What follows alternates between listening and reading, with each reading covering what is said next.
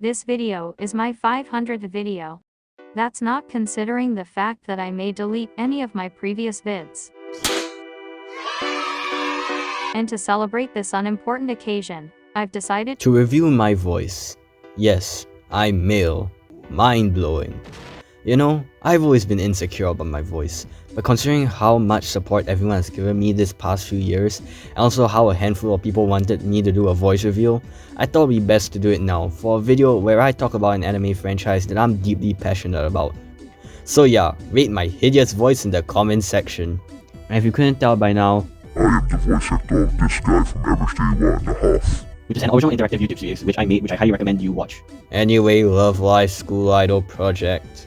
This franchise just keeps shitting out uninspired spin-off by uninspired spin-off, controversy by controversy, bad decision by bad decision. It's absolutely baffling how my favorite anime of all time is in the same franchise as the most pathetic anime of all time. At least the MCU, Pixar and Disney can look at Love Live and say, well, at least we didn't f**k about franchises in less than 10 years, haha! And at least the MCU is still pulling out bangers on rare occasions. But Love Live? Nah. Their animes just keep getting worse and worse, the newest one being the worst one of them all.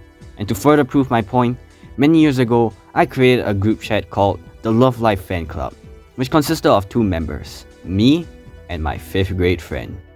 Back then, we would talk a lot about the OG 2013 to 2015 series. We would send long essays to each other, talking about different characters. I wrote an essay on Nozomi Tojo. And different episodes. We streamed the 2015 Love Live movie once, which was fun. But now the chat is dead. As of I'm writing this, the last time I texted in the group chat was back in 17 February 2024? What the f... I talked about how much Love Live has deteriorated in quality.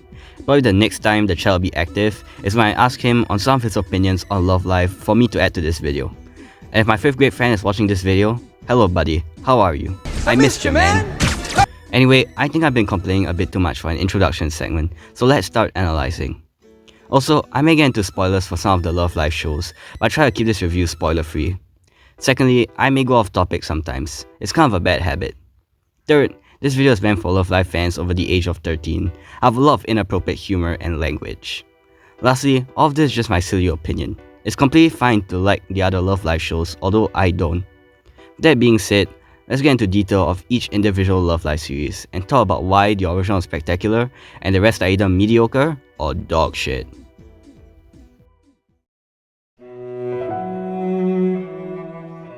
The road to evil is paved with good intentions. The 2013 to 2015 Love Live School Idol Project series will always be special to me. Almost everything about it is what I crave in an anime. It's a simple yet subversive story, extremely memorable and likable characters, banger soundtrack, vibrant settings, and much more. Firstly, the animation. Not solid. Truth be told, the animation is one of the weaker aspects of the anime. Keyword here is weaker. The animation is still colorful, fun, and vibrant. Many people say that the CGI is horrible, which is totally understandable. But really think about it though. This was all the way back in 2013 when CGI in anime was an alien concept.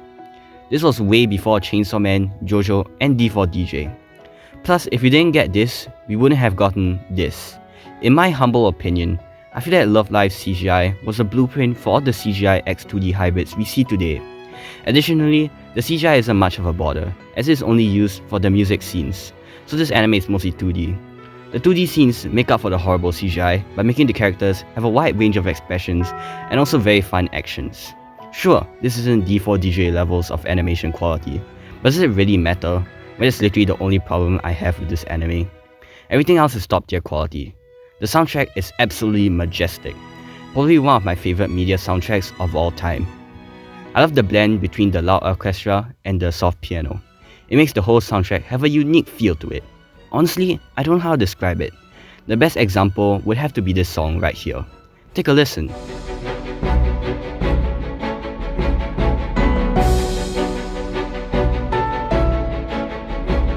Also in this song, the piano blends really well with the orchestra as well.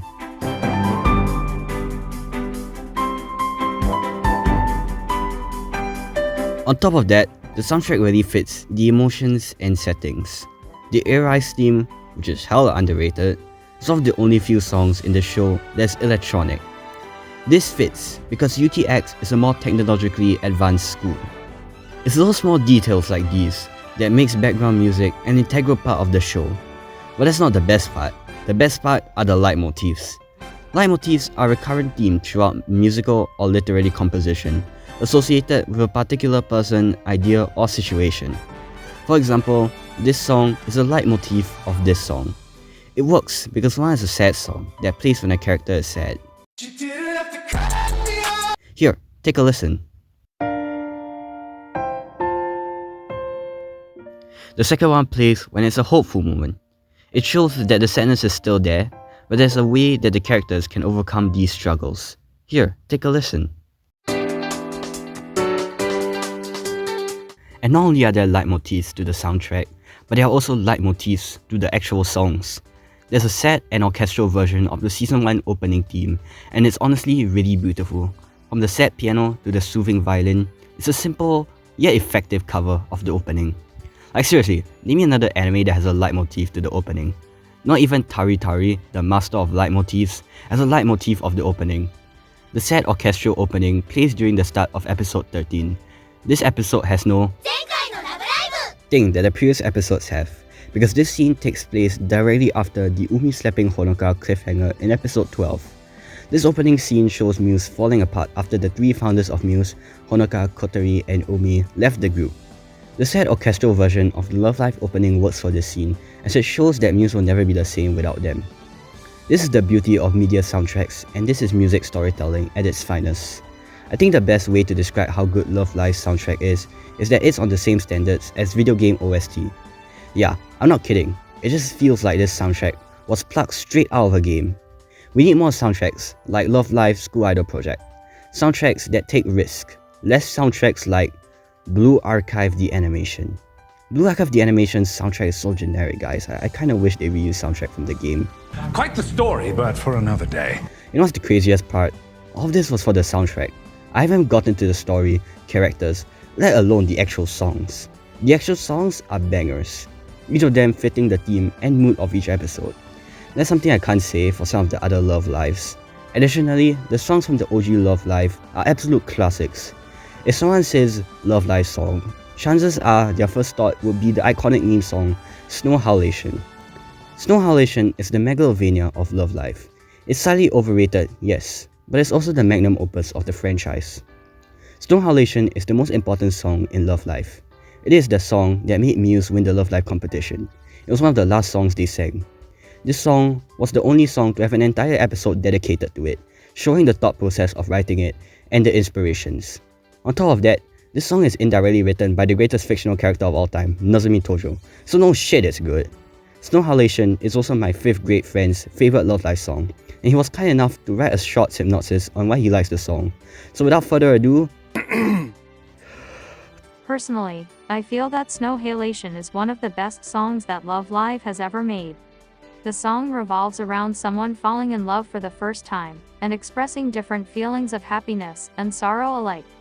I feel it matches the original story perfectly. Muse went through so many hardships and obstacles, and an equal number of happy moments to build their bonds and friendships as well as develop their skills in Muse, like their camping trip, and when they were recovering from their failure in the first season. And all this was all encapsulated into one beautiful masterpiece. Whenever I listen to Snow Halation, even now, 3 years after first watching Love Live, I just feel so much more relaxed and emotional. 10 out of 10 would recommend this song. Don't think I can summarize it up any better than that. Thank you, 5th grade friend. There are also many other songs which are good. Both the Season 1 and Season 2 openings are really good. I originally wasn't a huge fan of the Season 1 opening, but I've learned to appreciate it as time goes on. Anyway, Snow Howlation may be the magnum opus of all Love Live songs, but the best Love Live song in my opinion is Aishiteru Banzai. Aishiteru Banzai was one of the first few Love Live songs, as a snippet of it was played in episode 1. The song was also played in one of the best scenes in the anime, where the whole school sang along to the song in the last episode. It came full circle, and I like that. In my opinion, Aishiteru Banzai is the most emotional Love Live song, and it never fails to make me feel emotional whenever I listen to it. Okay, so we've talked about the magnum opus and the best song, But how about my favorite? My favorite song would have to be Dancing Stars on Me. IDK why I like this song so much, guys. It's just catchy as hell. There isn't any deep meaning to it. It's just a really energetic and joyful song about enjoying the simple things in life. Actually, no, scratch that. I think there is a deep meaning to Dancing Stars on Me. It represents Muse and the anime as a whole. The song plays in Season 2, Episode 6. In this episode, Honoka decides that she wants to do something new with Muse. She wants to make an impact and be ambitious. But at the end of the episode, she realizes that it doesn't really matter, as long as her friends are happy. This song further hammers down that message by being a simple yet effective song, just like Muse and the anime as a whole. Guess you could say that the song left an impact. I would like to give a special shout out to some of the other Love Live songs that deserve praise. I'd like to mention Susume Tomorrow for being the first Love Live song in the anime, and for being a song that plays in important episodes. I'd like to mention Start Dash for being Muse's first official song and also being the last song Muse sang for Season 1, which made things come full circle. I'd like to mention every A-Rise song for being absolutely cool and certified boppers. And lastly, Sunny Day Song for uniting every school idol group and being a perfect finale to Muse's legacy. Speaking of Sunny Day Song, it was in Love Live the School Idol Project movie. Let's talk about that. Let's talk about some things I disliked about the movie first. I would have preferred a Season 3 instead of a movie since the story is all over the place. The first part of the movie is about all the funny shenanigans Muse gets into when they are in America. The second half is about Muse getting all the school idol groups together in Tokyo for one last performance. These are two very different plots and would have worked way better in a Season 3. Speaking of plot, the subplot involving Honoka meeting her future self is incredibly stupid. Remove it and literally nothing would have changed. But that doesn't matter because Maki turning into a little kid in the OVA is even more stupid and pointless, so I can let this one slide. Speaking of stupid, this movie follows the style of a musical. On paper, that sounds like a wonderful idea, since it's a unique take. But the execution, not so much. Every few minutes a character would start singing for no reason. When Rin started singing in the rain, I was extremely confused and didn't know what to think of it. This is because the characters have never done that in the show. They only sing during performances. Honoka's the only one who would break down into a song for no reason, and that's because she's a psychopath. But it doesn't really affect me that much, since all these songs are absolute boppers. Heartbeat is a really good song, solely because of that Nozomi spin. I know that if this movie wasn't a musical, Nozomi spin would not exist, and for that reason alone, I take back every single negative complaint I have about this movie being a musical. You see, Nozomi spin wouldn't have happened if this wasn't a musical, and that means that Aina Kusada, the voice actor of Nozomi Tojo, would not have done the spin live on stage. And if Aina didn't do the spin live on stage, then there's no point in That's all the problems I have with the movie anyway. Let's talk about the good stuff. The movie has my favorite ending of all time. It's a perfect conclusion to Muse and their legacy. The ending is basically Yukiho and Alyssa starting an idol research club. This is a callback to Nico Yazawa's failed idol research club, and how both Yukiho and Alyssa decided not to be part of Muse and instead be something separate. Yukiho then states something about Muse before the shot cuts to Muse, showing them on some kind of heavenly stage as they perform the last song of the movie. Then the movie ends. Weird ending, is it not? I was left with so many questions afterwards, and also a lot of tears. I couldn't get the ending out of my head for weeks, thinking what it truly meant for the group. I like this ending because it's up to our own interpretations to figure out what actually happened to Muse. I think the most common interpretation is that this is Muse's actual last performance. I have a different opinion. In my opinion, this last scene shows that even if the group has disbanded, no matter how far these girls are from each other, Muse will never be broken. They're still together, singing and dancing, until the end. But H, an ending doesn't define the movie. Would the movie still be good with the ending taken out? Yeah, no shit, Sherlock. The conclusion may be the best part of the movie, but there's a lot more other aspects that make this movie feel like a nice final adventure for the group. Firstly, I have to say that the animation is a huge improvement over the series. The CGI looks less uncanny, the characters have more shadow and lighting animated on them, and the backgrounds are vibrant and cool, especially the backgrounds in America. They make New York's corporate lack of character more colourful than it actually is. Good job! There was this one scene in the movie where the camera circles around Honoka, Rin, Kotori, and Umi multiple times while they are talking. This shot takes more than 30 seconds long. Someone had to draw that shit. Everything else I complimented about the show is also applicable for the movie. For example, the soundtrack and the songs. I also really like the message of the movie that everyone who tries to do something amazing is amazing, even if they don't succeed. It's a very uplifting moral, and I'm shocked more movies don't have this message. Lastly, the most entertaining part about the movie is the jokes.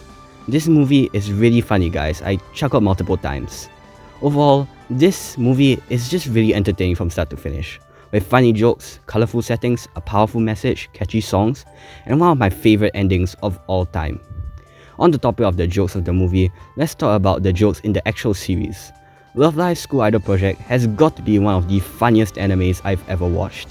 I like to point out Season 2 Episode 2 for having the funniest jokes in the anime. I like the joke where Honoka sleeps on the train and misses her stop, and the group forgets about her for a moment. I also really like the joke where it's implied that Honoka could have almost fallen off a cliff if she took another step while sleepwalking. I like the Tom and Jerry R chase scene with Nico and Rin, and I especially like the joke where Maki believes in Santa Claus. This joke made me laugh harder than any joke in any other anime. I laughed so hard that I have to move to another room to continue watching this episode because my mom was looking at me funny. I find this joke hilarious because only Maki believes in Santa and the other girls don't. It's hilarious because Santa exists and the other girls are delusional that Santa doesn't exist, and Maki is the only one who believes in Santa because Santa is... There's also other hilarious jokes in the show. Every joke that has become a meme is funny. I feel that some of the funniest scenes come from the interactions of the characters. Every character in this anime is top tier quality.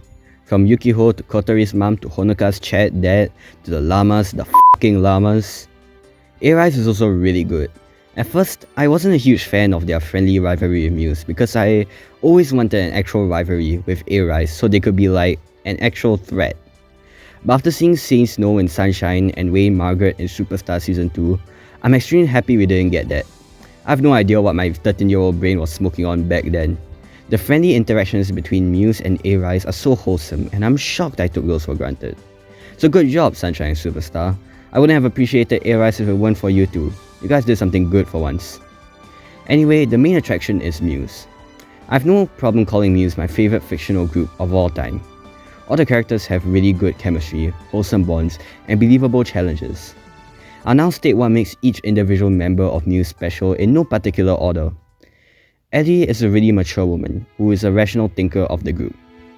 Although she may seem tough and ruthless when it comes to lecturing and training the girls, she does have some cute moments such as her fear of the dark and her sense of humor.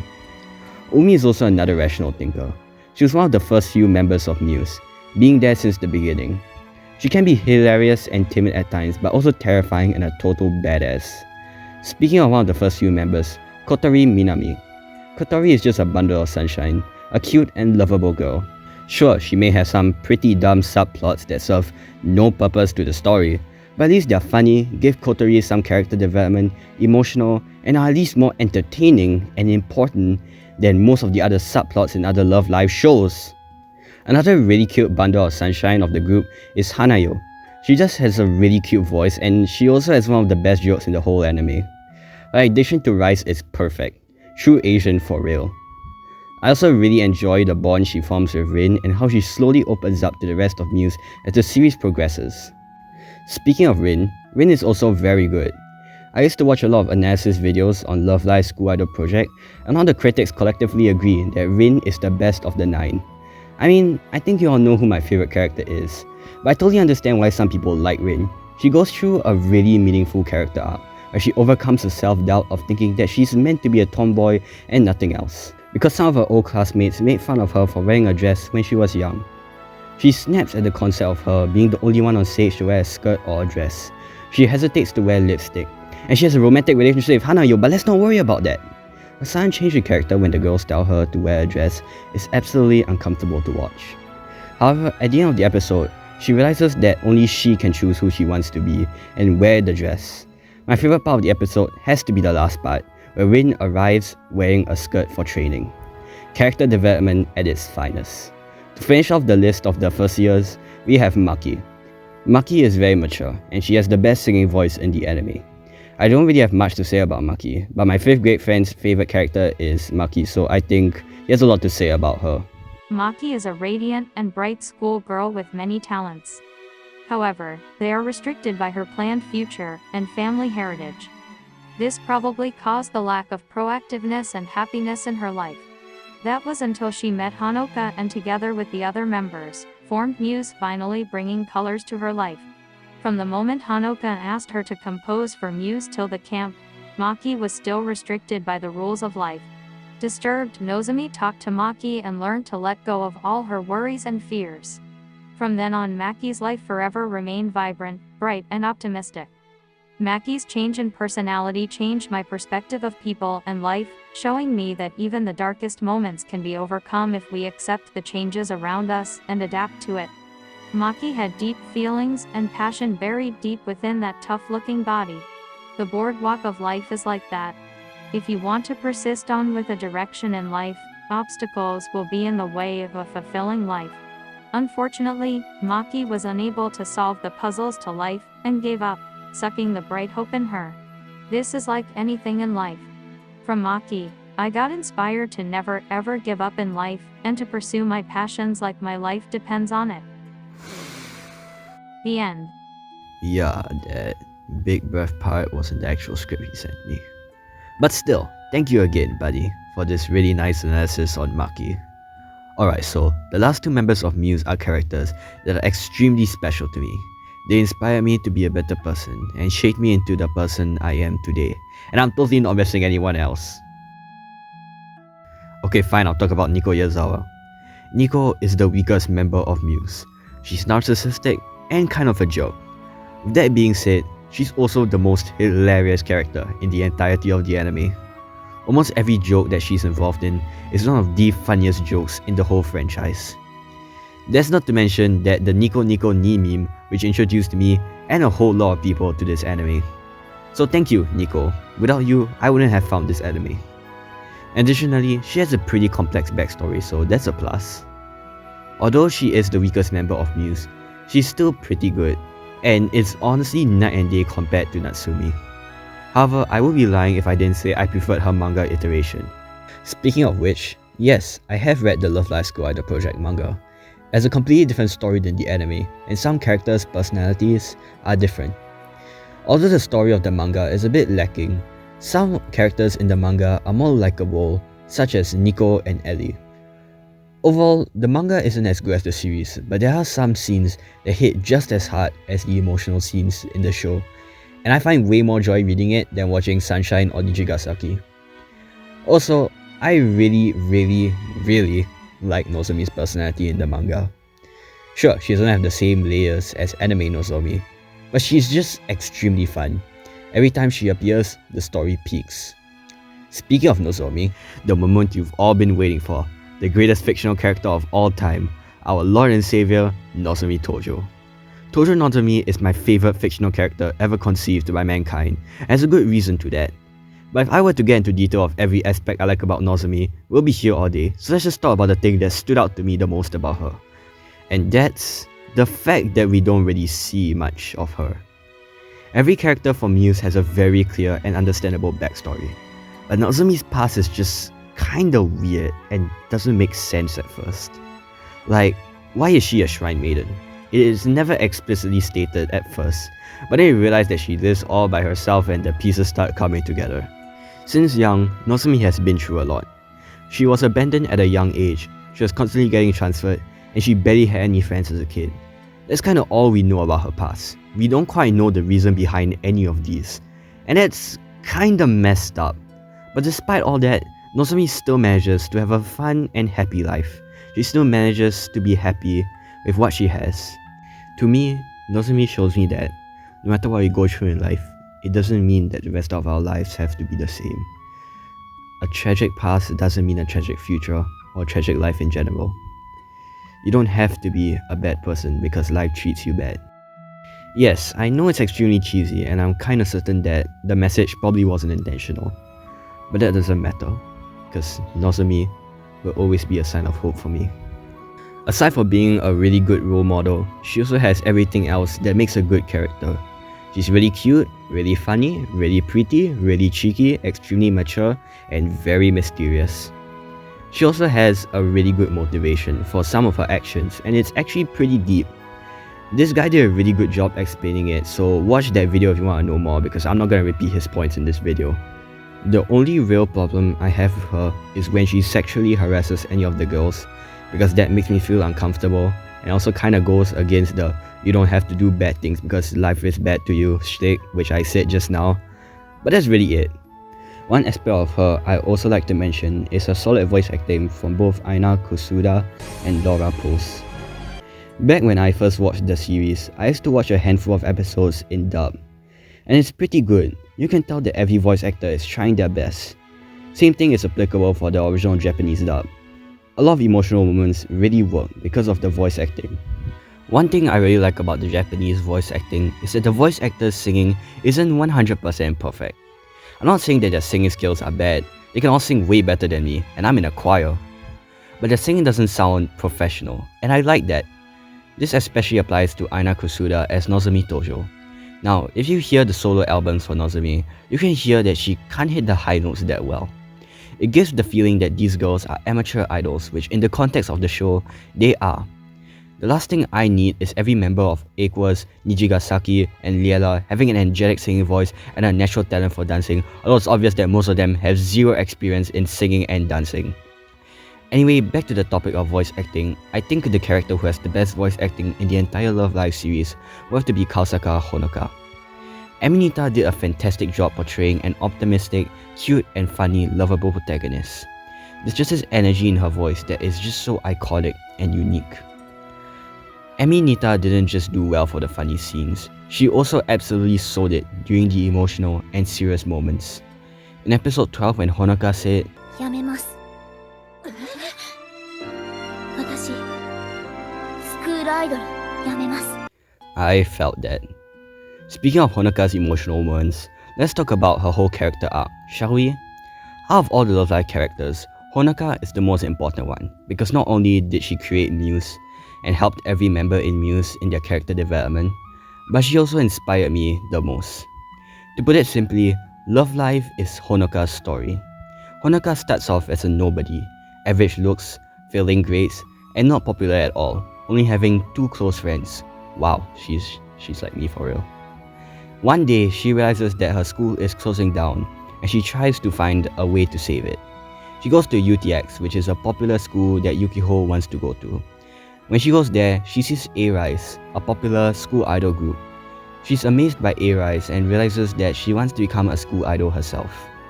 She tells this idea to Umi and Kotori. Although Kotori is supportive of the idea, Umi was completely against it. This doesn't stop Honoka, and she goes to find other members who might be interested in becoming a school idol. Of course, that fails. So she becomes a school idol by herself. She doesn't give up. It's no surprise why Umi gets convinced to join Honoka's school idol group when she sees Honoka practicing alone. Because, well, it's inspiring to see someone still trying after being rejected multiple times by so many people. Then we move on to episode 2. In this episode, the 3 girls constantly get teased for starting an idol group. But no matter how much these 3 girls get insulted, they still persevere. Eventually reach episode 3, in which Honoka, Kotori and Umi perform for the first time. During these first 3 episodes, we see how hard these girls have worked. We see them trying to find a place to practice. We see them promoting their performance and praying that their show will do well. But all of that build up for this. Now that's just straight up nasty. This right here, this is what made me realize this anime was something special. When I first saw this, I was utterly shocked, because it felt like a sudden reality slap to the face. Like, realistically speaking, why would anyone want to spend their time on these 3 girls? What's the point? But I was still expecting an audience because all the effort and time they took were fleshed out in these 2 episodes. All that build up for nothing. And this is the first time we see these girls cry. Were they stupid for thinking that their show would be a success? Was I stupid for thinking their show would be a success? Truth be told, the first 2 episodes were kinda mid. They were just 23 minutes of girls preparing for a performance. But this scene right here, changed everything for me. Initially, before writing this video, I wanted to say that the first 2 episodes were another negative aspect of the anime.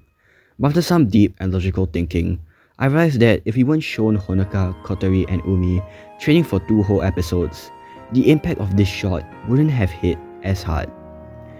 However, it's not all misery as Hanayo shows up at the last minute to watch Muse's first performance. I mean, Nico, Nozomi, and Ellie were there, but Honoka decides to perform despite only having one person as their audience. You see what's going on here?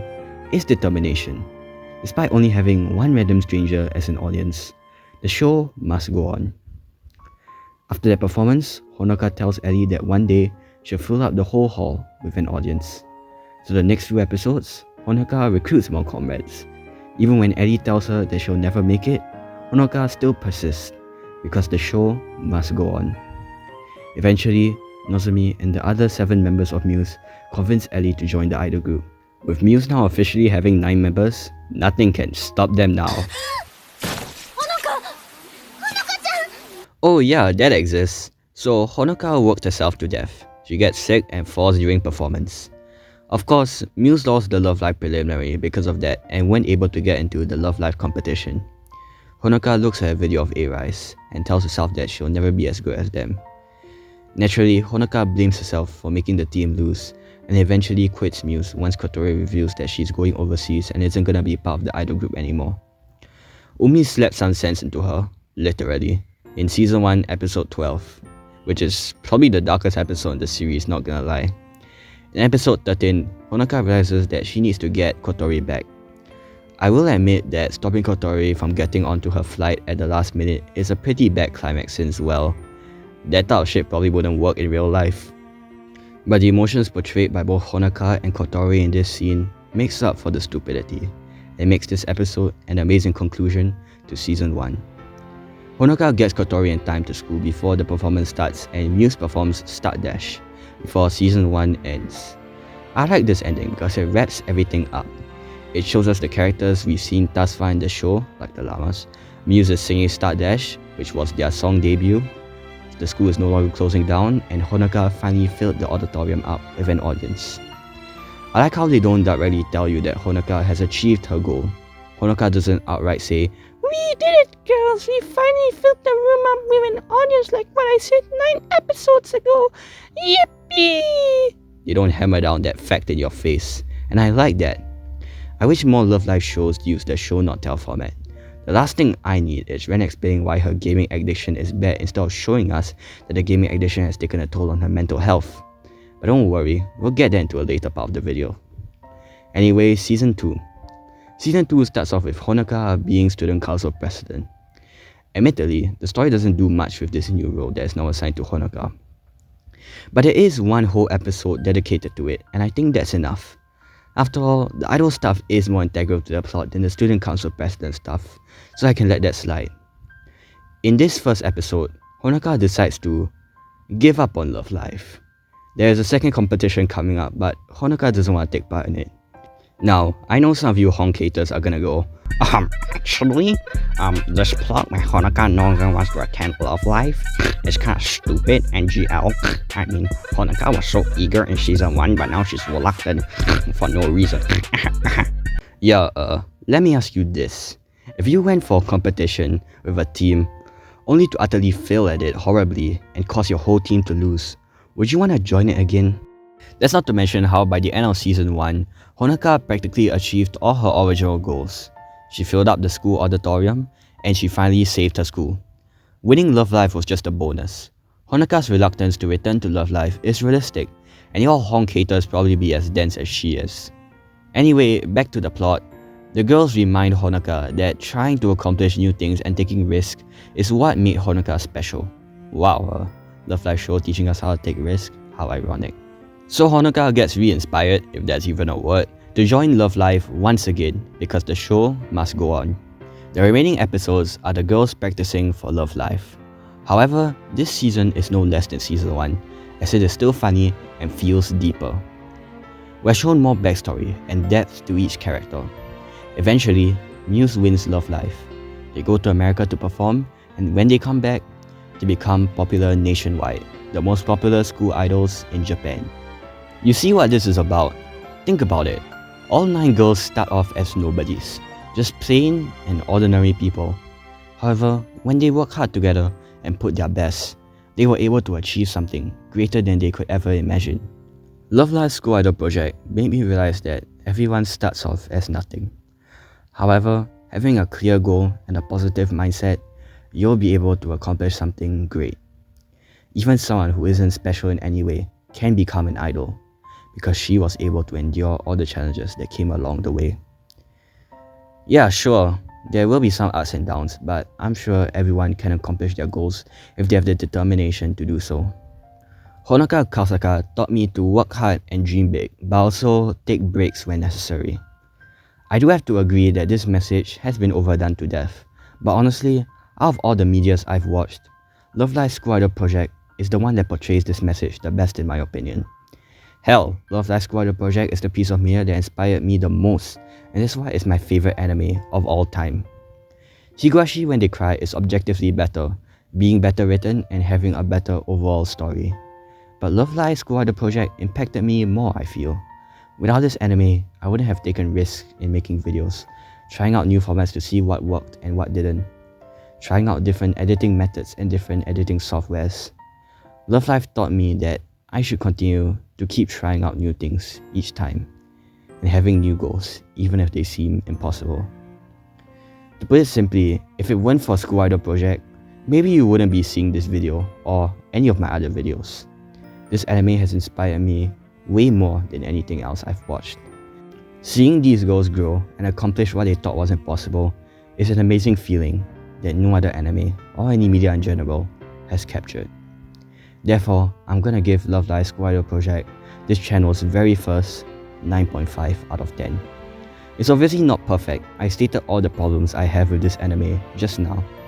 But honestly, no other piece of media has ever made me laugh this hard, have characters that are all extremely likable and entertaining, have multiple emotional moments that consistently work, impact me as much, and yet be so simple.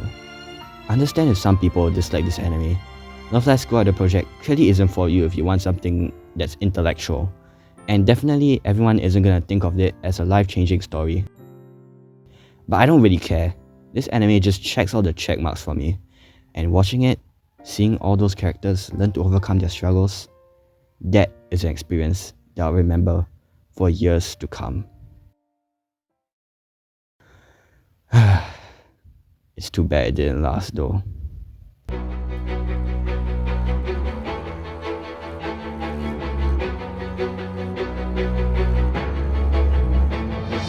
The 2016 to 2019 Love Live Sunshine series will always be disliked by me. Almost everything about it is a blatant copy of the original School Idol project, from the characters having similar traits, similar animation style, having a similar soundtrack style, to some of the plots being exactly the same. Do you see what's going on here? I'm copying the style of my previous review. Doesn't it feel a bit repetitive? Well, that's how I feel when I watch Love Live Sunshine. Anyway, back in 2022, I used to make fun of Sunshine a lot in my review videos. And looking back, perhaps I've treated it too harshly. You have to remember that back when I made those comments, Superstar Season 2 and the stupid Yohane spin-off had not come out yet. Plus, I didn't care much about Nijigasaki. I probably only watched like 2 episodes when I made those videos. So now, looking back, it's not that pathetic as compared to Superstar Season 2 or Yohane. That's nice. This anime is still bad. I despise this anime because it feels like a blatant copy of the original School Idol project. It's meant to be a sequel to the original, but completely fails at it, especially since it's literally just a rehash of the original. Even when I try to ignore the fact that Sunshine is a bad sequel, this anime still stinks. It just feels like a dull remake of the original School Idol project. You know how people feel about the Disney live-action remakes? Yeah, that's how I feel about Sunshine, except the visuals are better. Sunshine feels like the writer of the original School Idol project regretted making it, and wanted to rewrite it and fix all its mistakes. I don't know if this is actually true, but Sunshine just feels like someone wanted to remake School Idol project into something more serious and emotional. On the surface, that sounds good. A Love Live remaster with more layered characters, improved animation, and a more complex story. The problem is the execution. This feels like they quote-unquote fixed things that didn't need to be fixed, and the old problems that plagued the first Love Live weren't fixed. The only improvement in Sunshine for me is the animation. That's literally it. And even so, the CGI is still a bit uncanny. Everything else is a tragic downgrade. They try to force new complicated subplots that make me feel nothing. In episode 8, when Chika started to have a mental meltdown, aka the thumbnail for this video, I hate to say it, but I felt nothing. I felt nothing because I have zero attachment to these characters. When Mari announced that the school was no longer having an open house and is not accepting any new students, I felt nothing. Because this emotional moment is meant to serve as the misunderstanding subplot that most love lives have. For Superstar, it's the subplot involving Kaka moving back to Shanghai and will have to leave Liela if they don't win the competition. For Nijigasaki, actually I can't remember anything in Nijigasaki. In School Idol Project, it was when Kotori wanted to go study overseas and had to leave Muse. Remember how I said that I wasn't a big fan of the Kotori plot earlier in the video? I hate these stupid subplots because the main character will go, "Why didn't you tell me earlier, blah blah blah," and I despise those types of stories. Instead of fixing this issue, they did it again. Great job, Sunshine, you totally improved School Idol Project. If anything, this subplot is even worse. Yeah, sure, it's objectively better, but I'm not attached to Chika or any other character from Aquas in general. School Idol Project's misunderstanding subplot made me feel emotional, although it was objectively bad, because I feel attached to Honoka and Kotori's characters. For one, the characters in Muse are more memorable and likable. Secondly, they don't feel like cheap copies. And third, none of them are boring nor annoying to watch. Let's run through each member of Aquas, see if they are truly improvements over their Muse counterparts. Spoilers, they are not. Let's start off with the main character, Chika. Chika is meant to be the Honoka of Aquas. She's the same happy-go-lucky, energetic girl, and they both started the school idol group. Someone in the comments once pointed out that Chika and Honoka have a similar design, and that makes it bad design. And as much as I hate people in the comments judging a piece of media before watching it, I kinda agree with this guy. The looks and personality are pretty much exactly the same. It's as if the show was actively shoving in my face, "Hey, do you remember Honoka? Remember how y'all liked Honoka? Do you like Sunshine? Because we have a Honoka-esque character? Shut up and consume!" That's not really the worst part in my opinion. Chika's design is pretty solid for Honoka redesign. My main problem is how Chika kinda ruins what Honoka stands for to me. If you couldn't tell from what I said earlier, Honoka feels like a self-insert for me. I could relate to Honoka. She's meant to be an average, happy-go-lucky, dum-dum, like me. But ooh, Chika, she's the upgrade, she's better, she has a complicated-ass backstory. Wow guys, that's totally relatable. Her whole backstory is that she's normal and she doesn't want to be normal. Hey wait, isn't that Honoka's story except they don't force it down your throat? The anime feels the need to constantly mention that Chika is a normal person as if we can't pick it up for ourselves. Also, Chika hates herself for being normal. You know what? That's a good plot. Does the anime do anything with this? Who the f*** are you kidding? Of course they didn't! They gave Chika like 1 or 2 out of the 24 episodes to show her insecurities, and she has a meltdown every 8 episodes. Whoa, if this anime references this plot so little, then I guess it must be hella important. Okay, next member, Riko. Riko is Umi x Maki. The personality and role of Umi, but the challenges and skills of Maki. The only difference is that she isn't as fun or entertaining as Umi, or has the layers of Maki. There's only one ongoing joke with Riko that I like, and that's the fact that she's scared of dogs. I find it funny because I also find dogs scary, and cats scary, and also women. But other than that, Riko is really nothing special to me. Update, yeah, so I just came back from watching Season 2, Episode 5. Riko had a character arc where she learns to overcome her fear of dogs. That's a nice concept, right? Really good character arc for Riko, right? One tiny problem. She overcomes her fears in a matter of seconds. The context is, Yoshiko asks Riko to help take care of a dog for her. When I say ask, I mean force. Yoshiko will commit Riko assault or something. So Riko has no choice but to adopt the dog. Then after one night of taking care of it, Riko is no longer scared of dogs. Hey, a guy with an actual dog phobia here. Yeah, these phobias do not go away overnight. Especially if it's a dog that constantly chases you. We know that it's only been a day, since it is stated multiple times. If you were shown Riko slowly learning that dogs are harmless, this episode probably would have been one of my favorites. The pieces were there to make Riko have good character development, but they just messed it up. This whole plot involving Riko taking care of the dog only takes up less than half of the episode. The rest of the episode is centered around Yoshiko. I would much prefer the entire episode dedicated to Riko overcoming her fears instead of being about invisible powers and whatnot. Speaking of which, hey Sunshine fans, can you explain what the message of this episode is? I kind of don't understand.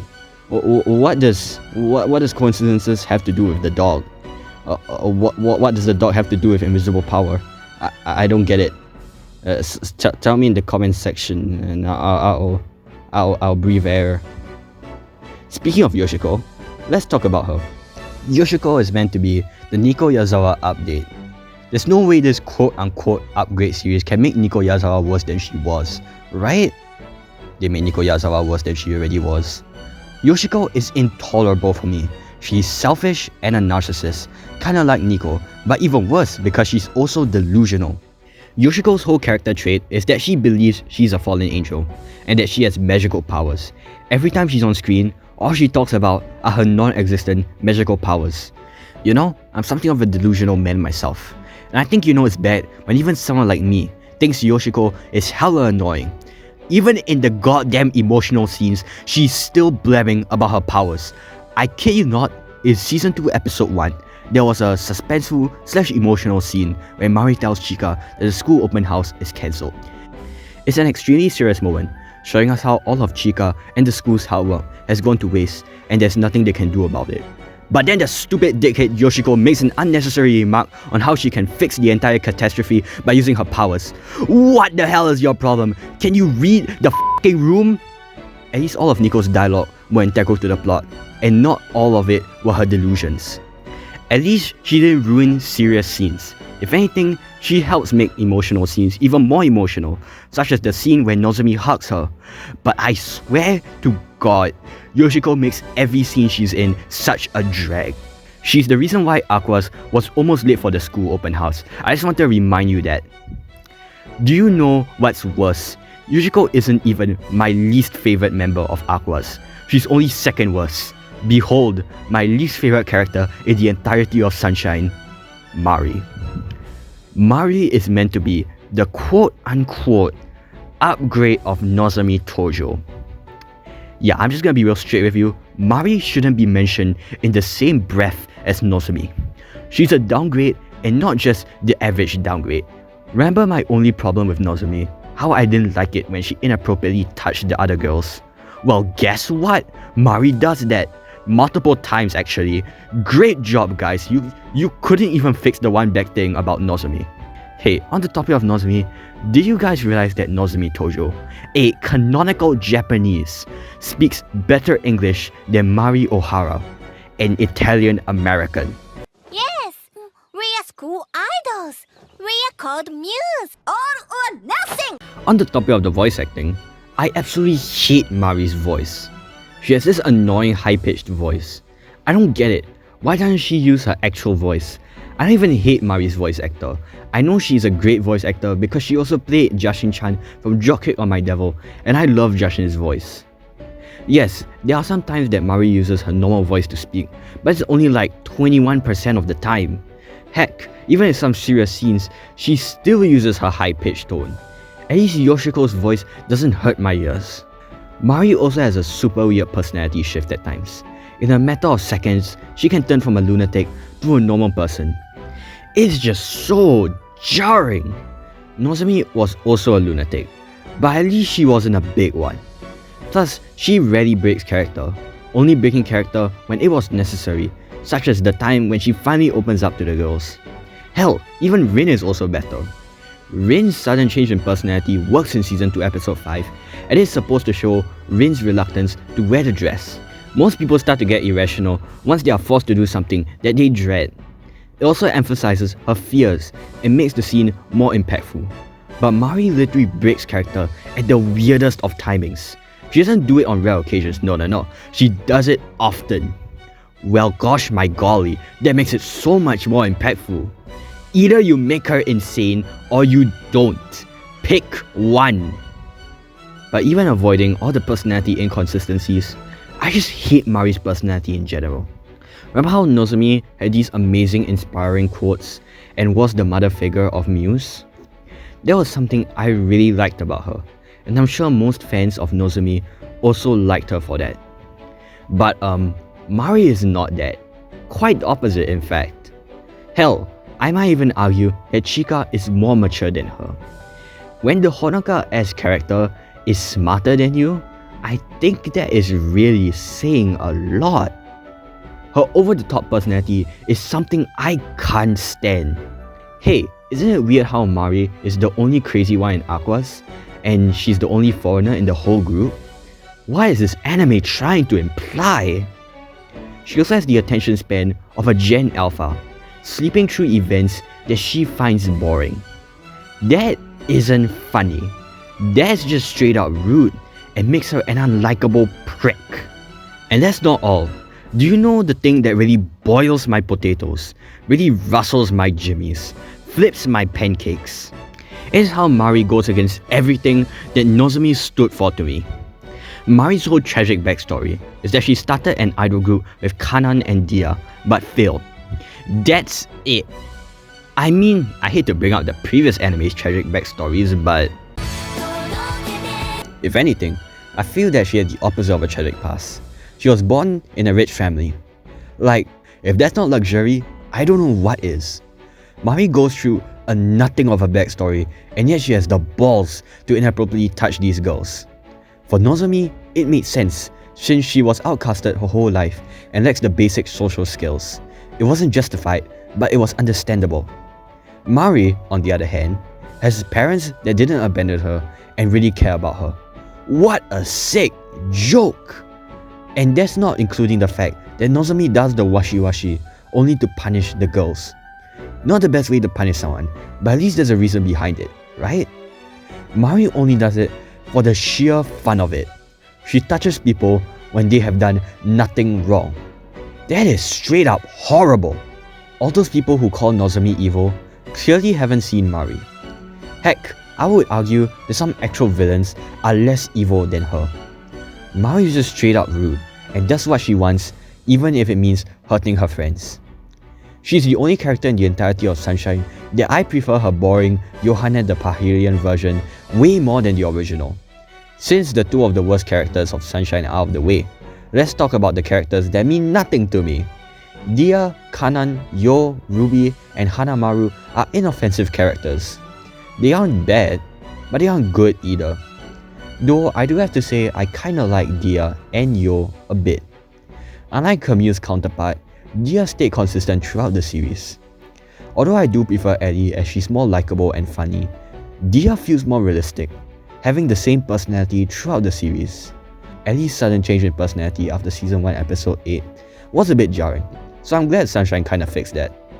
Yo is also good, feeling more integral to the plot than Kotori.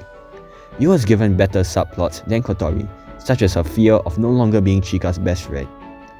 Yo isn't as cute, entertaining, or as funny as Kotori, but she is objectively better. The other characters are just kinda boring. I don't remember anything that Kanan did. She's the most forgettable character in Aquas. I forgot she even existed before writing this video. Hanamaru isn't an outrageous character for the most part, but there is one episode where the anime won't shut up that she's meant to be the Rin of Aquas.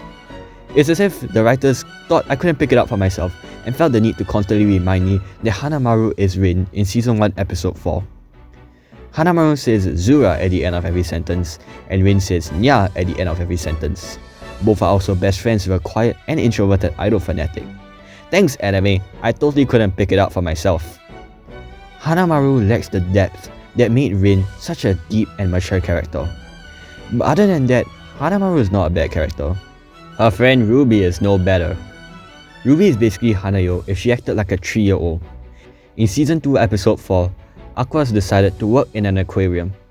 One scene, a bunch of kids start crying in the aquarium, and instead of helping Hanamaru keep the kids quiet, she joins those toddlers and starts crying herself. Wow guys, you totally improved Hanayo's character. I also don't buy her relationship with Dia. They're both supposed to be sisters, but I'm sorry, I really can't see it. Not only do they not look like siblings, they also don't act like siblings. They treat each other like friends. This has got to be one of the worst sibling relationships in any media, to the point where it's not an exaggeration to say that Demon Slayer, aka my least favorite anime of all time, has a much more realistic depiction of a sibling relationship. Although Tanjiro and Nezuko don't act like siblings, at least their relationship is integral to the overarching plot, but Dia and Ruby's relationship doesn't add anything to the story. Most of the time when I watch Love Live Sunshine, I always forget these two are related. Every background character, such as the family members of Aquas, are all forgettable. At least for the side characters in School Idol Project, they had very meaningful and important conversations with the members of Muse. There were so many things to remember about these silly side characters, such as the funny interactions between the girls and Kotori's mom, to Honoka's chat dad appearing in the background and silently supporting his daughter, to the llamas licking Kotori's face, to the compelling and emotional interactions that Yukiho and Alyssa have with Muse, to Yukiho's big. But the side characters in Sunshine have done nothing memorable. They're just there for a quick gag, and then the show completely forgets their existence for the rest of the episode. I remember nothing that these characters have done, and to finish off the list of characters, we have the two boring girls from Saint Snow. Saint Snow is kinda nothing to me. They feel absolutely useless. In School Idol Project, A-Rise's presence was there throughout the whole series despite their lack of screen time, because the girls constantly mentioned how good they were and how they could never match up to their standards. Saint Snow is barely mentioned throughout the series. I kinda forgot they existed. Another thing I don't like about them is how the pigtail girl is a huge dick. Like, do you really expect me to believe that Aquas and Saint Snow have a friendly rivalry even though this girl treats them like shit? She did a flip in front of Chika once as a way to threaten Aquas. That is the equivalent to flipping the middle finger in my opinion. Either you make Saint Snow be mean to the protagonist or you don't. It's not that hard to pick one. These two are just so forgettable, and when they appear, they're such a pain to watch. Okay, so since we got the characters out of the way, you must be wondering how the story is. Oh, it's trash, thanks for asking. Remember how I said that I like the simplicity of School Idol Project, praising it for how it was able to make me feel so emotional without telling a complicated story? Well, Sunshine is the complete opposite.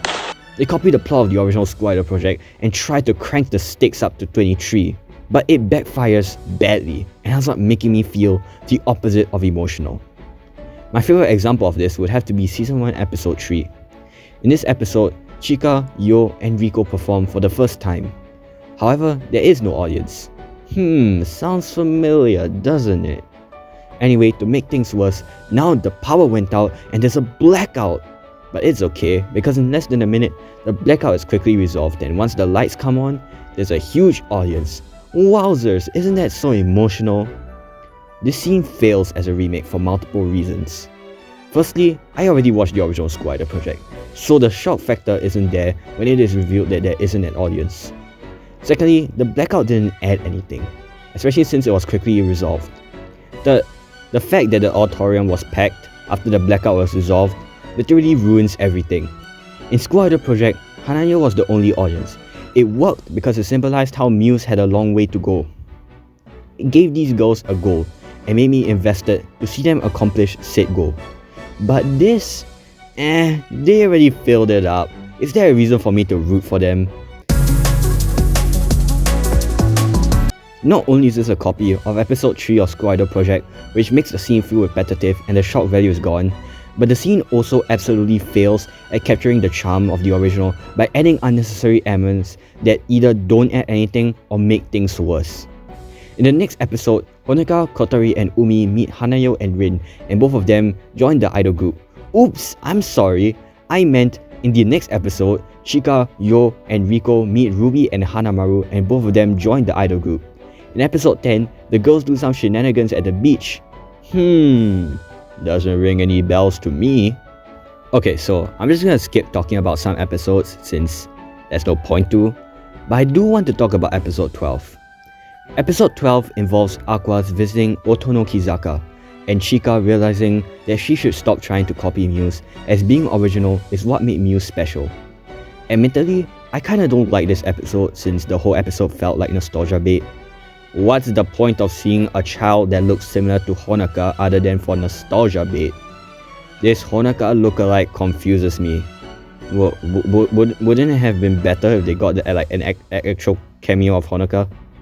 Or like any other member of Muse to like make an actual physical appearance? Anyway, that aside, there was one part of the episode that I kinda liked. It was the scene where Chika tore off the Muse poster in her room and decided to be original for once. I liked this scene because it felt as if the anime was setting up to finally be original and no longer copying School Idol Project. I was excited to see the series change for the better, only to feel let down in Season 2. The Season 2 ending song of School Idol Project has Honoka running for the first part. The Season 2 ending song of Sunshine has Chika running for the first part. Season 2 Episode 2 of School Idol Project was about Muse doing funny stuff, an occasion we've never seen before in the show. Season 2 Episode 2 of Sunshine was the same thing, except it wasn't funny. They were so close to greatness, but they threw the opportunity away. Do you know what's the cherry on top of this unappetizing cake? All of these compliments aren't even considering the fact that this anime is a sequel to School Idol Project. Once you remember this anime takes place in the same universe as the original School Idol Project, it makes everything 10 times worse than it already is. You're telling me that these 9 girls go through the exact same story as these other 9 girls and coincidentally have the same personality traits as said 9 members, and all of this takes place in the same universe? This has got to be one of the biggest bullshits in my life. I can at least close one eye whenever Sunshine or Nijigasaki copies aspect of School Idol Project, because it isn't canon that these shows take place in the same universe. If Sunshine wasn't a sequel, nothing would have changed. Nothing big at least. Replace Muse with another idol group not related to School Idol Project, and this anime would have changed from a 4 out of 10 to a 5 out of 10. What's so hard about making these two shows take place in separate universes? Muse's story ended on such a perfect note, but Sunshine shat all over it. I'm sorry guys, but in my eyes, Sunshine isn't canon. Just like the School Idol Project OVA. You can't make a Love Live remaster and have it be a sequel. That's just downright idiotic. I don't need the remaster to be better than the original. I just need it to keep the spirit of the original alive without feeling repetitive. Sunshine isn't that to me. It's just a dull remake, sucking all the uniqueness and creativity of the original and ruins everything that School Idol Project stood for to me. You might think that I don't like Sunshine not because it's a dull and boring remake, but because School Idol Project story is bad in general and I got sick of it. That's not the case, and I have proof. I can rewatch episodes from School Idol Project and still enjoy it as much as I used to. Secondly, I actually watched the first episode of Sunshine before I watched School Idol Project, and it was still boring even without any prior knowledge to School Idol Project. The release of Sunshine marked the time when music animes stopped trying to be original and started copying aspects from School Idol Project. Idol Master and Ensemble Stars are about a group of idols, and each episode explores a different character and their personal struggles and or shenanigans. Very similar to Love Live's episode format. Zombieland Saga is about a girl getting into an idol group to save a place from shutting down, and each episode focuses on each member's backstories. Additionally, they animate the dance scenes using CGI. Sounds eerily familiar, doesn't it? But I can let Zombieland Saga slide since it is a parody of the idol genre. Anyway, here's one anime that I can't find any way of defending. Bang Dream is about a happy-go-lucky dum-dum who starts a band group. She recruits a self-entitled brat, a shy girl, a girl with a music background, and a girl who's reluctant to join at first. She joins eventually after the main character girl convinces her. All of them team up to form a band to save a place from closing down. On top of that, the music scenes are animated in CGI in Season 1. I can't defend Bang Dream at all, unlike Zombieland Saga. It's definitely a Love Live wannabe. Every music anime was the same damn thing retold over and over again. But definitely the anime company that fell most victim to this has to be the Love Live company themselves, and Sunshine is the biggest evidence of them all. It was trying to replicate the success of School Idol Project, copying its characters, plot, and really trying to hammer down on the Muse nostalgia bait more than any other music anime I've watched. If the Love Live company took more risks by trying out a new story format and not relating Aquas to Muse, maybe Sunshine would have been a worthy follow-up to School Idol Project. Of course, the anime is better when I try to ignore the fact that it takes place in the same universe as School Idol Project. But even with that, the story is still boring and confusing, the characters are unlikable and uninteresting, and the emotional moments make me feel nothing. Are there some good stuff? Yes, some jokes are pretty good, the animation is more expressive and vibrant, the songs are really good, and the character designs are great, and there are some really good scenes. My favorite scene in the anime would have to be the scene in Season 1 Episode 7 where Chika takes a jog around the area. I like it because it's one of the only scenes that captures the whimsical charm of School Idol Project, as it is simple. The whole anime is a bunch of serious scenes and complicated backstories. Chika jogging feels like a breather from that. We just see the beautiful scenery while she happily jogs. Yup, that's the best scene in the whole anime. If the best scene in a piece of media is of a protagonist jogging, that's depressing, especially compared to School Idol Project. I know many people really like Sunshine. They can relate to Chika and say stuff like, "Chika saved my life." There are many people who adore this anime and think that it was a life-changing experience. The last thing I want to do is to take that away from you. It's totally fine to disagree with me and like what you like. It's your life after all. I'm alright with you having whatever opinions you may have, unless it is an opinion that harms others or yourself. Liking Sunshine, that's perfectly fine by me. In fact, it's nice that some of you guys found comfort in Chika's arc. But I'm sorry guys, I really can't see the appeal of this anime, even when I try to force myself to like it. The negatives really outweigh the positives, which is why I'm giving Love Live Sunshine a 4 out of 10. Oh well, I sure hope the next Love Live anime will be good. Oh, come on!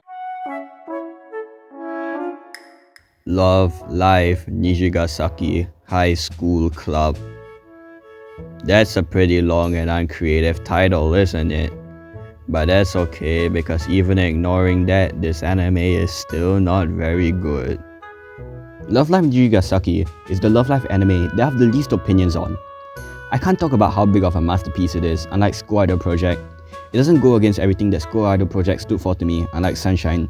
It doesn't become terrible after season 1, unlike Superstar, and it definitely isn't a textbook example of how you should not write a story, unlike Yohane the Parhelion. Hey, do you want to know a fun fact? I did not know about this anime's existence for a very long time. I thought School Idol Project, Sunshine, and Superstar were the only love lives that existed since no one talked about it. That's funny, and shows how the fandom also forgets about Nijigasaki. That aside, it's a completely harmless and inoffensive anime that's mediocre. The characters are forgettable, the story is non-existent, the jokes aren't all that funny, and so on and so forth. The only two things that stand out to me are the animation and songs. The animation really surprised me with how good it looked when I first watched the series. The CGI blended in really well with the 2D stuff. The songs and soundtracks are honestly really great. The first 7 seconds of the season 1 ED makes me a sad.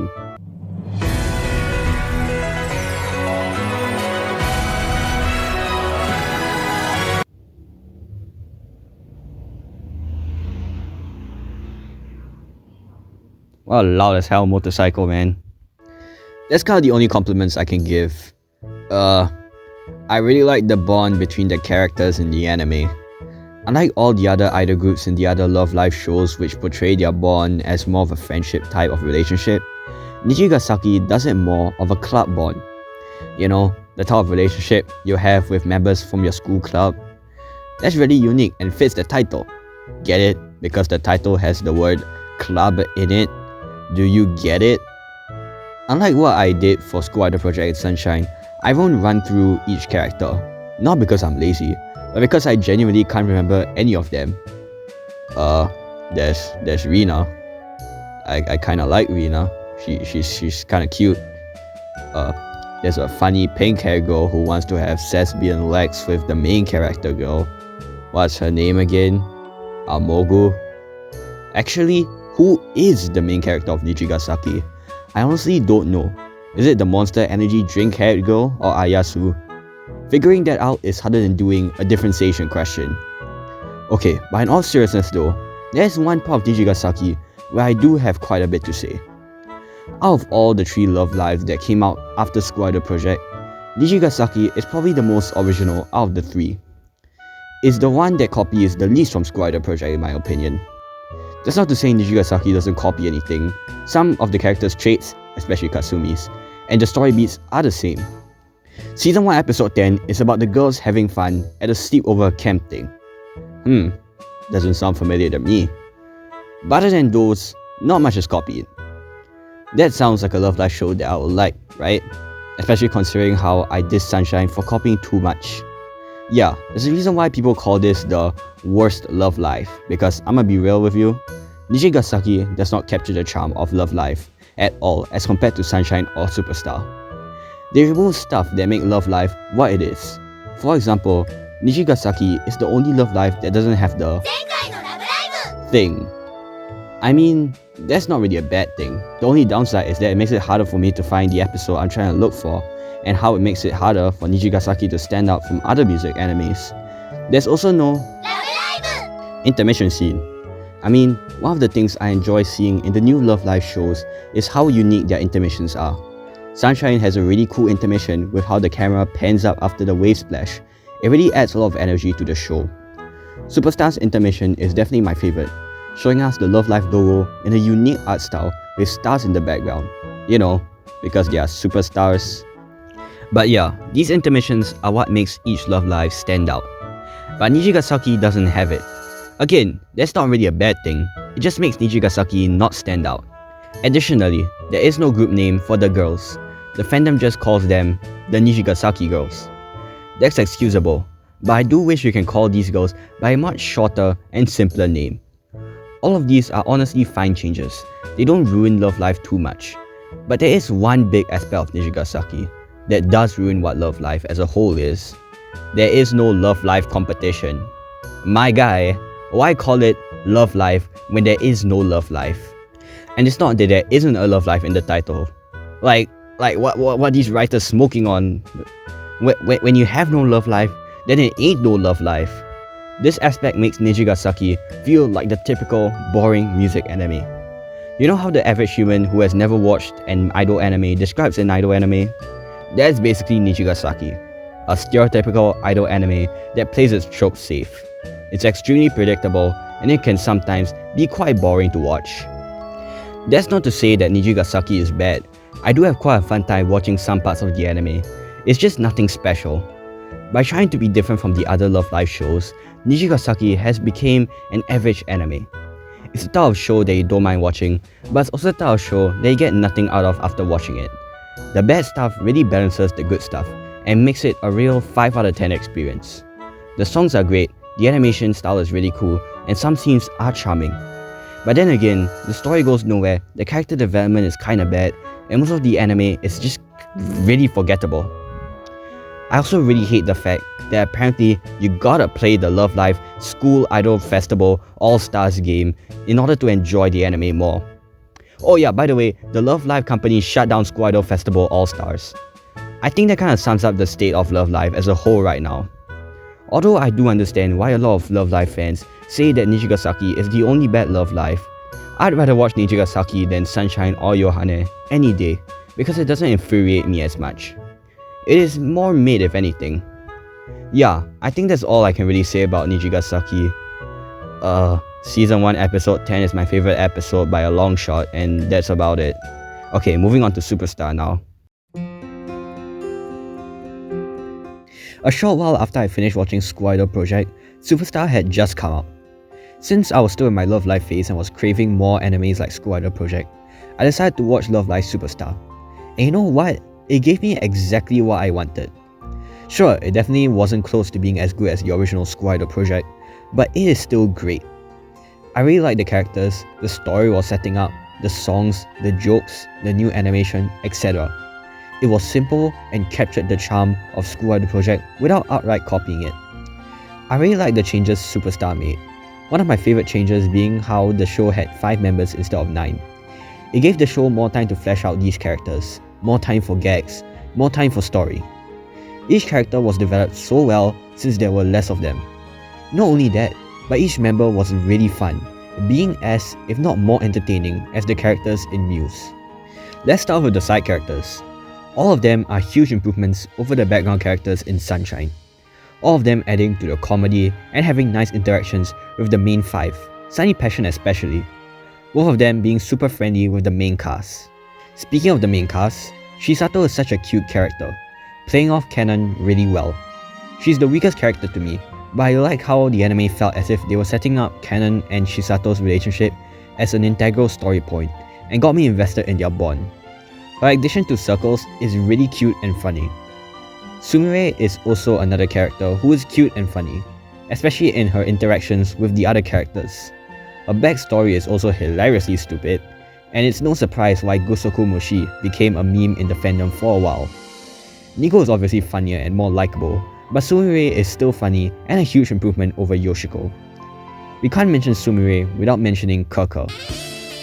I would be lying if I didn't say that Season 1 Kaka was significantly better than Kotori.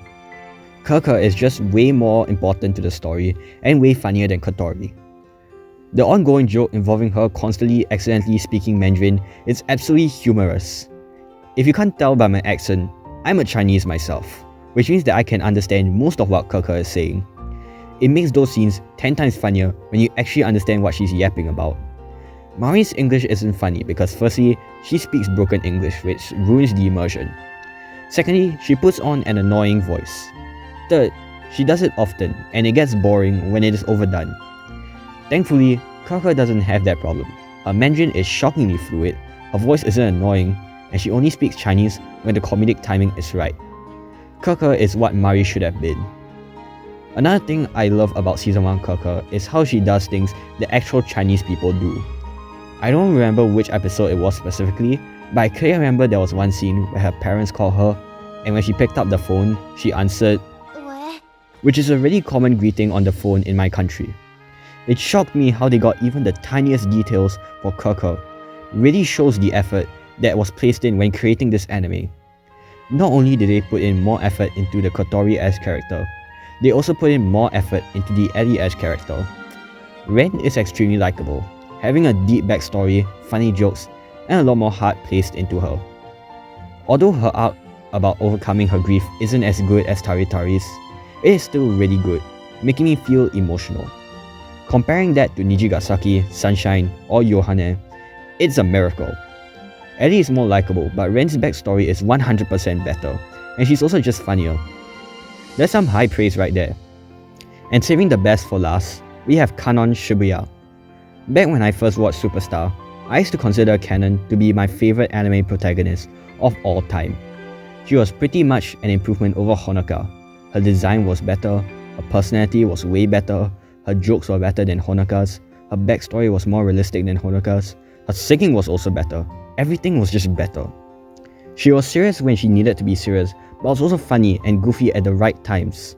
Her chemistry between all the members was perfect, being funny, realistic, and emotional. God, Season 1 Kanon is the perfect example of a likable character. She had the perfect balance between silly and mature. I also adore her arc. She starts off as having stage fright, not being able to sing when she's on stage.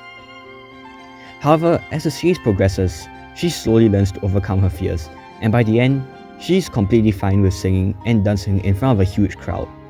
I love this arc because stage fright is a concept that has never been done in a Love Live show before. It's new and it also fits perfectly into a Love Live story. Seeing Kanon grow as a character was such a wholesome experience. I don't think it's controversial to say that Kanon is the most realistic Love Live character of all time. She acts in ways I would act if I was placed in those situations shown in the anime, and I'm sure most people would feel the same. To put it simply, I related to Kanon way more than Honoka back then. There's a reason why Kanon is part of my wide range of expressions I use, because she's not only relatable, but also really expressive. Speaking of emotions, this anime's animation is definitely the most unique out of all the Love Lives. There's something so special about how simple yet vibrant it looks.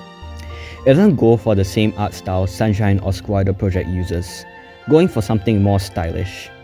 I would say that it's basically Nijigasaki's art style, but upgraded.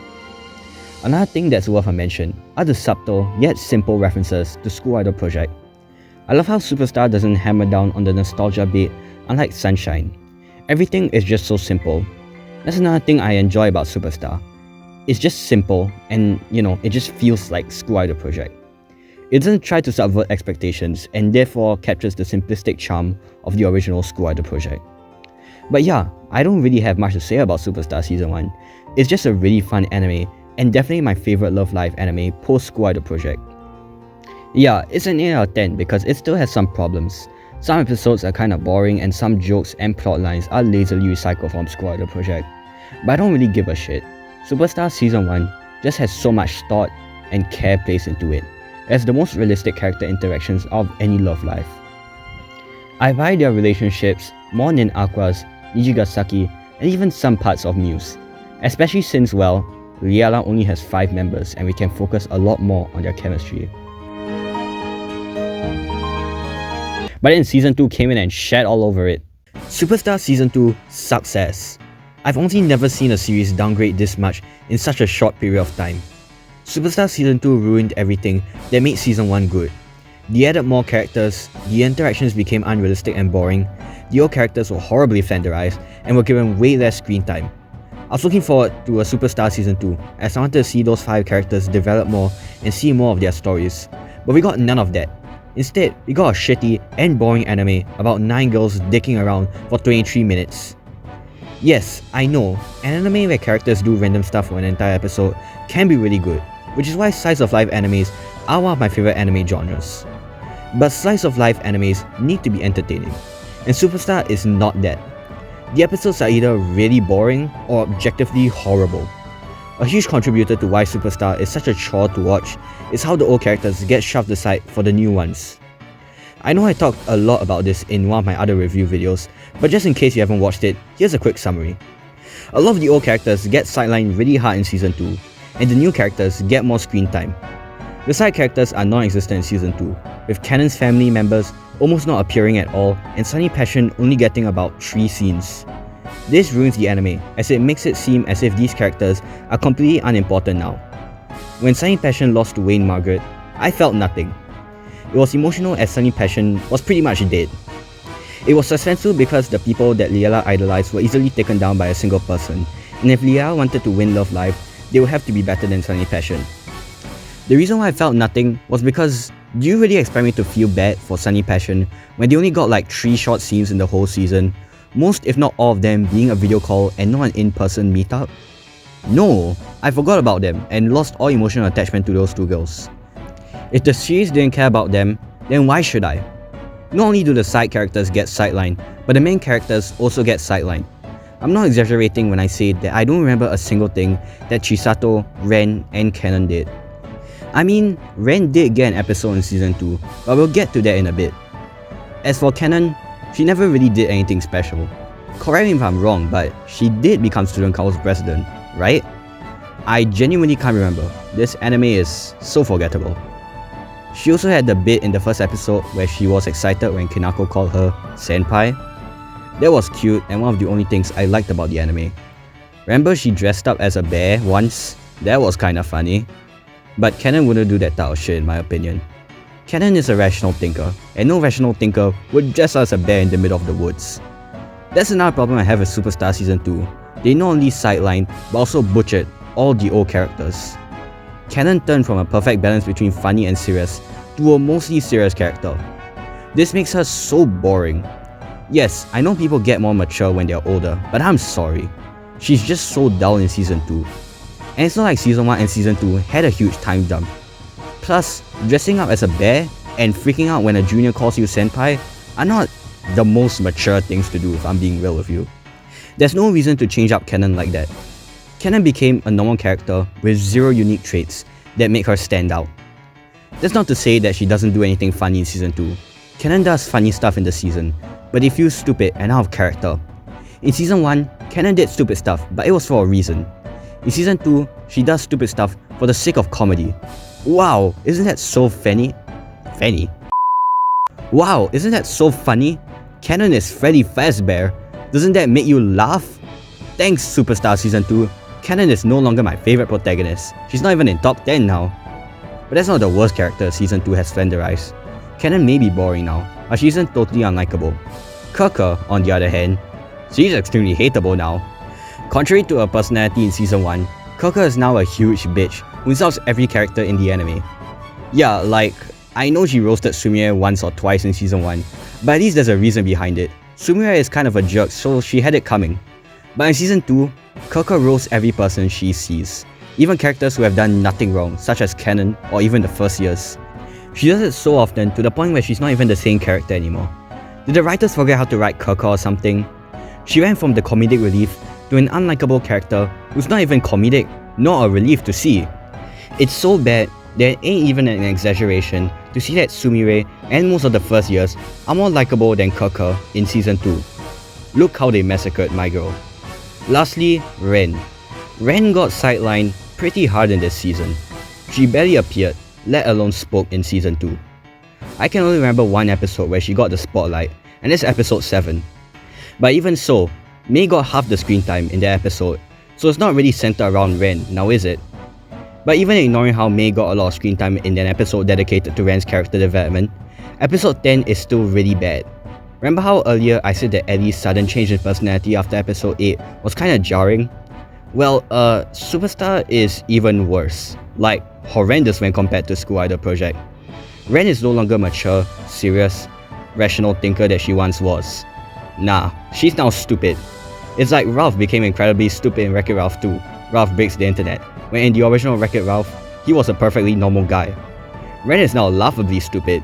She's addicted to games and that's her whole personality now. Nah, let's forget about all her trauma she endured as a child and have her arc be about gaming addiction. Honestly, I wouldn't have a problem with Ren being addicted to games if her arc was done well. Episode 7 may have been funny and wholesome and probably my favourite episode in the whole season, but the more you think about it, the worse it gets. The episode doesn't show Ren's addiction, they just tell it. That sucks. Remember how in School Idol Project, when they showed how Ren was affected by wearing a skirt or dress instead of telling us? We saw her go all apeshit when Muse tasked her to be a leader and wear a dress. We were shown her insecurities and not told. The number one rule of writing is show not tell. Instead of telling us that a video game addiction is bad, why not show it? There's no tension or suspense in the episode, since we aren't shown the effects of a gaming addiction. Wouldn't it be cool if there was one scene where Ren tries so desperately to not pick up her gaming console, seeing her sweating so much as the voices in her head tell her to succumb to her addiction? I would have much preferred that instead of the unnecessary scenes involving Mei in this episode. Even Squid Girl, a comedy anime where everything doesn't take itself seriously, portrayed this message significantly better. We see how Sane tries her best not to think too much about Ika Masume. She burns all her plushies off her and resists the urge to be too clingy to her. There's legit tension even though this whole plot is a literal joke and only takes up a third of the episode. We can see the hard work and pain that Sane has to go through just to treat Ika Masume like a normal person, and it's probably the darkest episode in the whole show. It's leaps and bounds to whatever the heck Superstar Season 2 could produce. Ren's development was barely shown to the point where the scene where she finally overcame her addiction didn't feel earned in the slightest. That's not the only example of this season not using the show not tell format. There are a lot of scenes where the characters would tell us how they are feeling instead of showing us. In Season 2 Episode 10, Wayne Margaret was doing her introduction online live. Then she suddenly abruptly cuts off her stream after threatening the other idol groups. Then the Love Live news reporter girl is like, "Holy shit, that was creepy as f***." And as if that wasn't enough, the Liella girls follow that statement with, "Holy shit, that was creepy as f***. Thanks, I totally couldn't pick it up the first time." Another thing bad about Season 2 Episode 7 is how you can literally skip this episode and you've missed nothing. After the episode, it is implied that Ren finally got past her addiction, right? Nope, apparently not. In Season 2 Episode 10, she's still gaming away. Actually, you can skip any episode in this show and the overarching story will still be the exact same. In Season 2 Episode 6, it is implied that Natsumi would no longer be a money-hungry asshole and actually help the team for once. Nope, throw that all out the window. Even after that episode, Natsumi still cares about money more than her friends. Remember that one scene where Liella helped Ren do her paperwork? Natsumi was the only one who wasn't helping and was instead filming them. Speaking of Natsumi, let's talk about all the new characters. Kinako is a super boring character. Half the time, I forget her existence. She's meant to be the adorable girl who's so silly. No thank you! Those might be fun if you're a sugar plum fairy. If the series had fleshed her out more, showed us more of her personality and made her more than just a one-dimensional character, maybe she would have actually been good. But she's a harmless and inoffensive character for the most part. Mei is also an inoffensive character. She's just there so there's someone that Shiki can play off with. Though I don't buy her interactions with Ren. They feel flat. On the topic of Shiki is definitely my favourite one out of the 4 new characters. She's the most batshit insane Love Live character, being an emotionless mad scientist and doing some absolutely crazy shit. She also speaks way more fluent English than Mari, so that's a plus. This is exactly what new Love Live shows need. something absolutely insane and totally different from other music animes, so it can stand out and not feel repetitive. But there's one problem with Shiki. She's absolutely useless to the plot. Remove her and my opinions on the anime would not change much. When she does get something to do, it's funny as hell and really cool.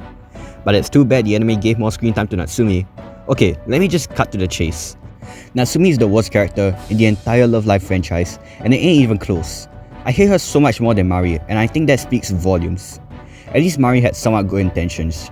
She at least tries to help her friends, and at least she has a somewhat tragic backstory. Natsumi doesn't have any of that. All she cares about is the money. She doesn't even have a good motivation for wanting money. It's not like she's living on the streets or anything. She joined Liela so she could film them for her social media channel and get more money. She joined Liela solely for the money. She exploits people for money. While Liela is practicing dancing, she's filming them for her own selfish needs. Yoshiko and Nico, despite not being the most likable characters in the world, at least joined their idol groups as they wanted to help and because they have the passion. As for Natsumi, if you place the whole Liela team at gunpoint and told Natsumi, would you rather save your friends or get $1 million? Natsumi would immediately go for the $1 million option without any hesitation. On top of being the biggest asshole in the entire Love Live franchise, she also happens to be stupid, unfunny, annoying, and basically everything that makes a person unlikable. Every time Natsumi is on screen, I'm just praying she gets run over by a steamroller.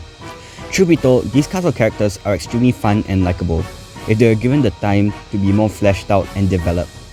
I bet Kanako would have been a fun and wholesome protagonist like Honoka if she was given the screen time to show her backstory and insecurities.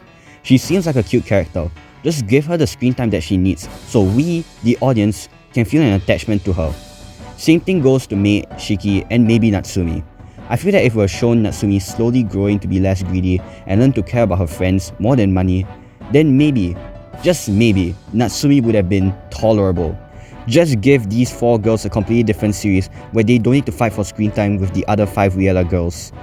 It's really fitting to put these 2 groups into separate shows, since I feel that Kinako, Mei, Shiki, and Natsumi are totally different characters than Kenon, Chisato, Sumire, Kaka, and Ren.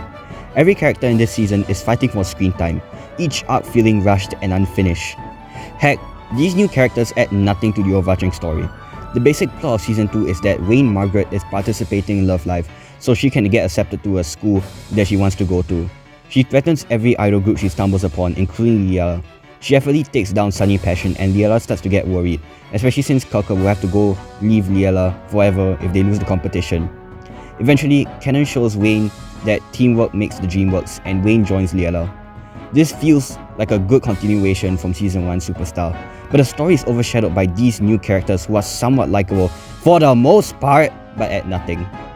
I know I said this before, but the new characters also don't have any fun interactions with the old characters.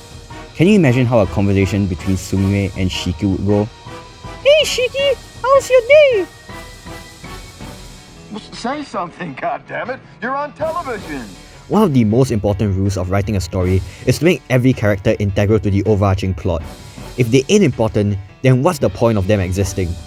It also contradicts the morals of the original Love Live, because Alyssa literally says in School Idol Project that adding new members would permanently stain the reputation of the idol group. 昨日ユキホに言われて分かったの。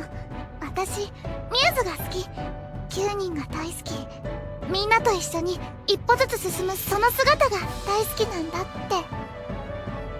私が大好きなスクールアイドルミューズに私はいない。It's so stupid to add these totally different characters and have them do nothing to enhance the story. It comes to a point where I suspect that Love Live made this dumb decision on purpose. The first season of Superstar was extremely successful. My personal theory is that the Love Live company had an idea for a new cast of characters, but they didn't want to create an entirely new series as they were afraid it wouldn't bring in the big bucks. So they just dumped all these character concepts into Superstar Season 2 since Superstar was already popular. It pains me to know that if Love Live had more balls, maybe Superstar would have maintained its good quality and we wouldn't be sitting here today, right now, listening to me ramble about Love Live for 2 hours. But then again, that's just a theory. It's either that, or they are stupid. I'm stupid! Since a lot of time was spent on unnecessary subplots and characters dicking around, the story didn't feel as deep and as compelling as it should have been. I felt that the emotional confrontation between Kaka and Sumire was well done, but I felt nothing, as the emotional scene just didn't feel earned at all. Koko and Sumire barely appeared in the story.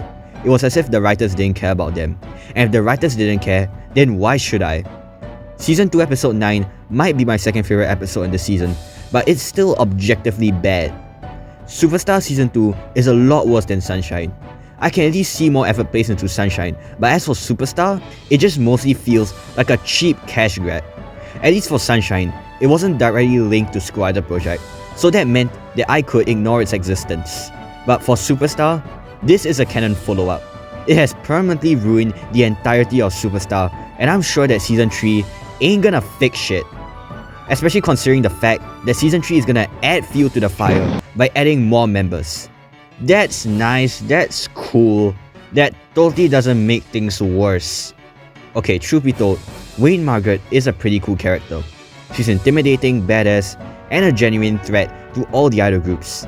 But once you make Wayne no longer an antagonist, she loses her badass energy and she becomes a boring character. I know this because in episode 11, she was boring as hell. Needless to say, I'm not looking forward to Superstar Season 3. Even my 5th grade friend, who actually enjoyed Superstar Season 2, he also felt that adding Wayne and whoever the hell this bitch is to Liela was a bad idea. Do I not sound angry enough? That's because I straight up don't give a f**k. I'm tired of talking about Superstar Season 2. Not only have I already discussed it in the previous video, but I literally created long reviews on each episode, going in depth into why each episode sucked. And you know what? I stopped writing after episode 7, because I started thinking to myself, what's the point? There's no way Superstar can get back to being good again with these unnecessary characters being abruptly added. It's not like Superstar Season 2 forever damaged the only good love life to come up post School Idol Project. In summary, Superstar Season 2 is a 3 out of 10. That's less than half the score I gave the first season. If you do the math, Superstar originally went from an 8 out of 10 to a 5.5 out of 10. That's a huge jump. You know, after Superstar Season 2 came out, I thought to myself, no more.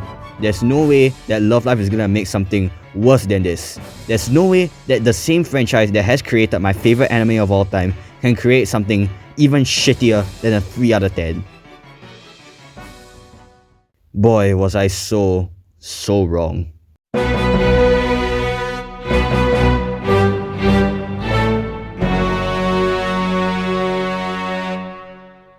Parhelion Man into the Mirrorverse. I know that's not the real name, but who gives a shit? This anime is so bad, you have no idea. It's my least favorite music anime, and it's in my top 3 least favorite animes of all time, in between Demon Slayer and Classroom of the Elite. But if I'm being honest, even though it isn't as boring to watch as Classroom of the Elite, or as infuriating to watch as Demon Slayer, both shows are objectively better.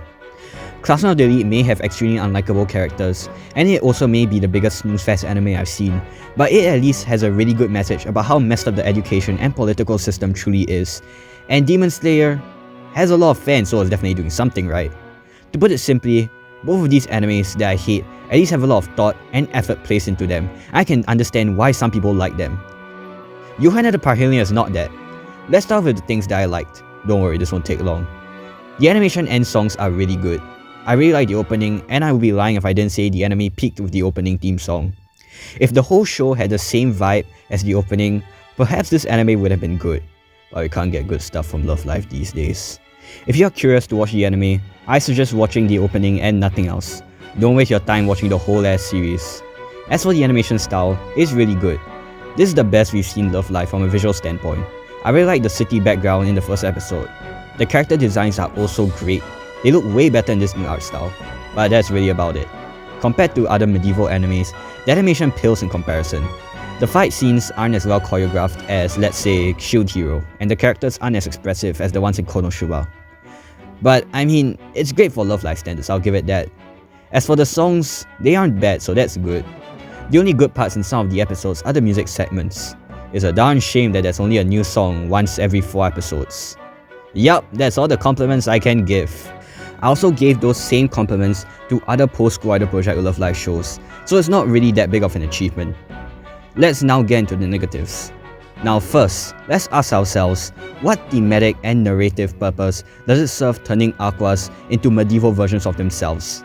Can anyone give me a reason to why this show exists other than to make more profit out of the Sunshine franchise, advertise the Yohane game, and being a poor excuse to release more Aqua songs? Yohane the Parhelion is meant to be a spin-off series for Yoshiko, but you all know what spin-offs are meant to do, right? Spin-offs are meant to expand the universe and develop a specific character more. Take for example the Puss in Boots films, the Penguins of Madagascar, and even the Minions movies. They all serve to add something to the main films. The first Puss in Boots movie explained Puss's origin story and showed us how he became a legendary bounty hunter who is respected by all. Puss in Boots The Last Wish expands on the Shrek universe by showing us new fairy tale concepts and characters, and it also serves to give Puss in Boots more character development by making him more humble and appreciative of life and the people around him. The Penguins of Madagascar series, shorts, and movie serve as a way to showcase the penguins' personality and their lifestyle more. I like to specifically talk about the Penguins movie. I feel that it's a great addition to the Madagascar franchise, as not only does it give the penguins' backstory, but it also explores new themes that add much more depth to the characters. In the Madagascar movies, Private is usually ignored by the other members of the Penguin Squad, Skipper usually making comments about how he would not survive a mission. The Penguins movie expands on this idea by Skipper realizing that Private is a valuable member of the team, and that's basically his whole arc in the movie. That's honestly a really clever way to give these characters some genuine wholesome moments. It's also just an extremely funny film that expands on the Madagascar universe by having the characters go to different countries that haven't been explored yet. The Minions movies, despite being utterly bonkers and not really very good, still serve a purpose in showing us the backstory of the Minions and Gru. Heck, even Cars 2, a movie that almost everyone despises, adds something to the Cars cinematic universe. Yes, I strongly believe that Cars 2 is a Mater spin-off. In Cars 2, Mater goes through an arc and develops. All these spin-offs, despite some of them not being good, have a reason for existing. Now, what purpose does Yohane the Parhelion serve? It doesn't expand the Sunshine universe since, Yohane the Parhelion takes place in an alternate universe. Does it serve to develop Yoshiko? No. Yoshiko and Yohane are two separate characters in two separate universes. What is there to develop? You know, going into this show, I thought it was gonna be about the events of Sunshine, retold in Yoshiko's lenses. I had no knowledge on the Yohane manga. I thought this would give much more depth into Yoshiko's character, and I would finally like her for once. But nope, the anime is not that. I remember watching episode 1, thinking to myself how I could tie the events of the anime to Sunshine. I saw the opening where Yohane was in the city. Yohane said that she's been trying to perform for 2 years. Then I thought to myself, in the show, she's canonically the same age as she was in Sunshine, which means that that's impossible. However, I closed one eye and thought to myself, maybe she was doing this as a little side quest while the main events of the series happened. Yeah, it's a bit stupid, but it's not impossible. Then it's revealed that apparently, Yohane had to move back to her old town where she grew up in and meet her friends. And there's also magic for some reason. This is the point in time where I realized that this was an alternate universe and all my defenses for the show, they go poof poof. So yes, there's no way this show can take place in the same universe as Sunshine's, which I don't know if you all know this, but it's a little weird, you know. I can't be the only one who thinks this way, right?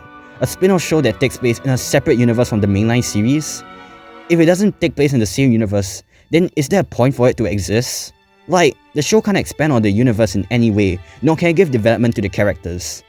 Now, you might think that Yohane the Parhelion is a what-if scenario, where they basically answer the question of, what if the characters from Aquas lived in a medieval setting?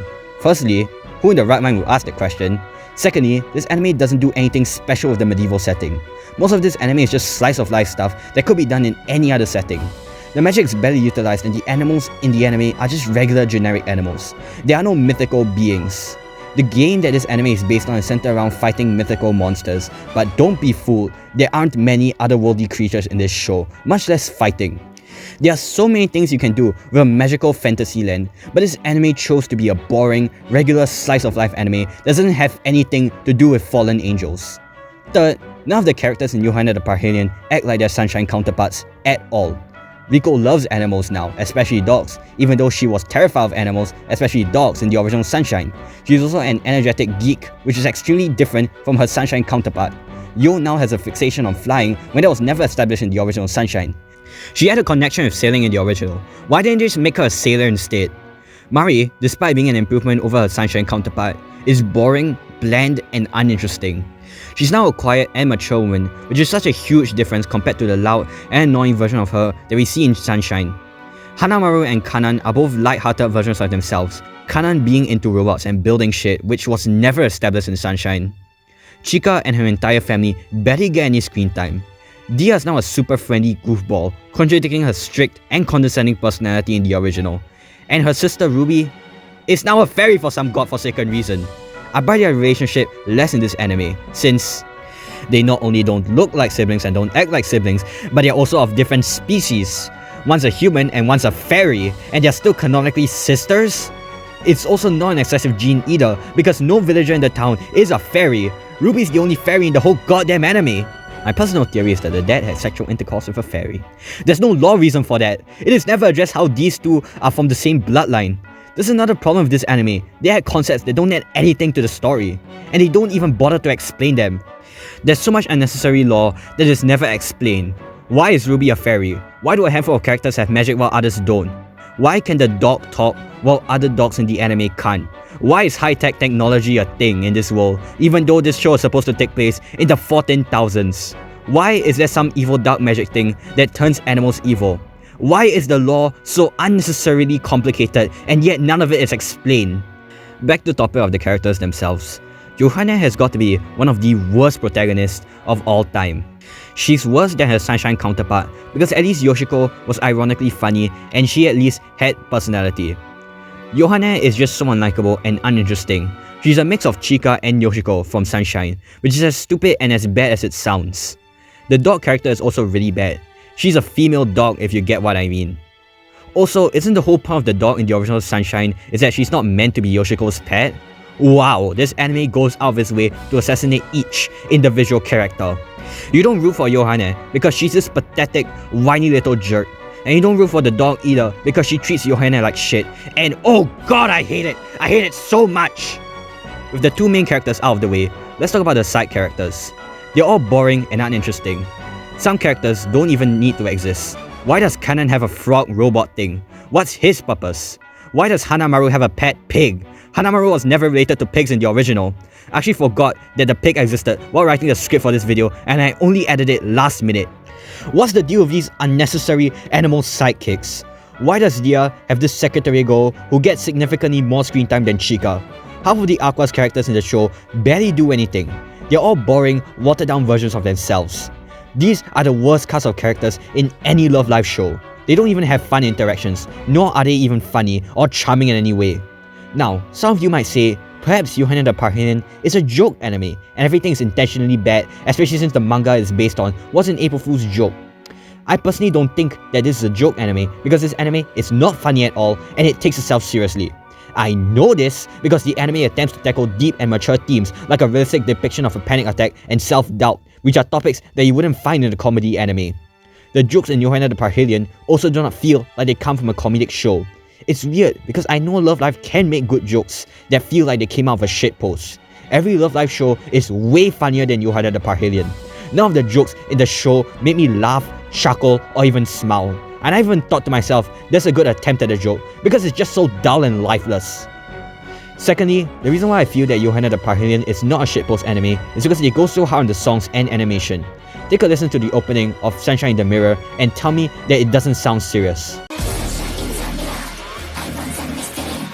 It's dark, it's eerie, and it's something you would never find in a comedy show. Even the other songs are dark and serious as well. I also don't understand why they went so hard on the animation if Yohane the Parhelion truly was a joke anime. This is not how a shitpost anime would typically look like. This is how a shitpost anime would typically look like. Hell, the original manga's art style looks exactly like a joke anime. I don't understand why they didn't just go for that for the anime. It would have saved more time and money.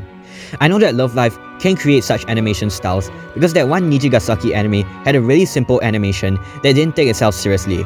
Couldn't the Love Live company have spent more money on something important instead of this piece of garbage? Unless Yohane the Parhelion wasn't a joke and the anime was meant to be taken seriously. Now, I wouldn't mind this anime's existence if it weren't for the fact that the story was also shit. I went into this show expecting it to be bad and I was still disappointed. Like what I said earlier, the story is basically slice of life events loosely connected to a fantasy setting. Now, I'm not one for medieval animes. They're not really my cup of tea, which is why I don't hate the idea of Yohane the Parhelion being a slice of life anime. The issue is with the execution. The episodes are such a snooze fest. Usually, my favorite episodes in the Love Live shows are the beach episodes, since they have the funniest jokes in the whole show and because they usually have the most heartwarming moments. but Yohane's beach episode is incredibly boring.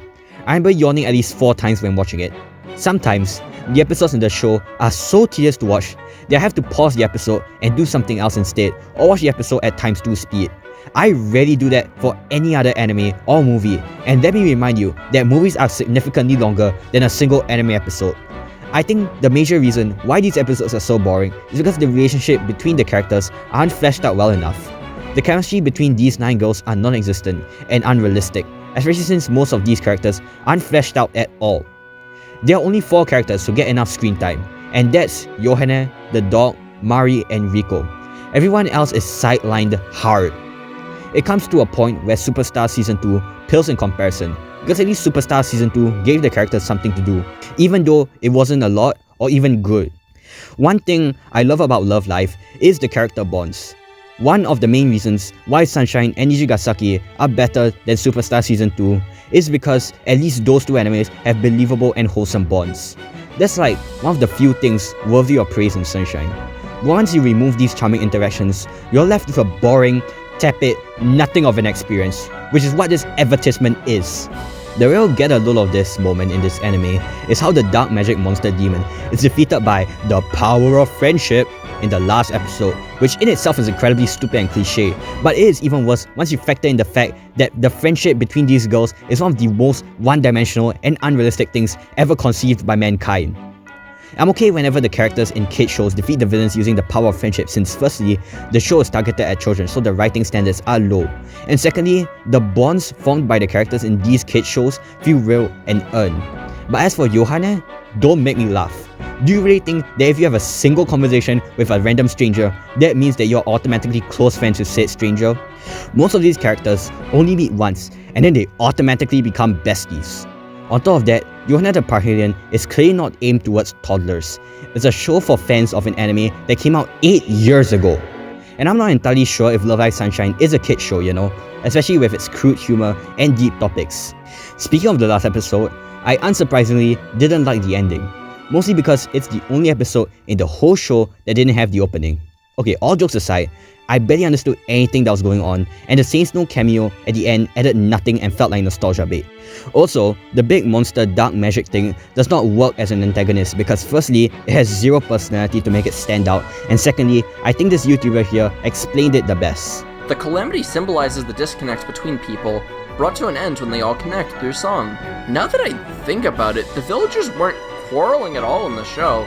In fact, outside of the main cast, everyone seems perfectly happy and kind to one another. Wasn't the calamity supposed to be brought about by general miscommunication among the populace? Another reason why the story feels so lackluster is because the character development sucks ass. In episode 2, Yohane learns to accept the dog character and realizes that perhaps she's treated the dog too harshly. There are 2 major issues with this plot point.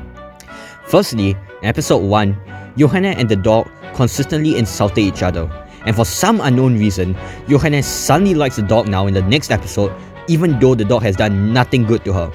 Wouldn't it have been better if they showed the dog slowly starting to like Yohane and being helpful across multiple episodes instead of suddenly pulling it out of their asses in the second f***ing episode?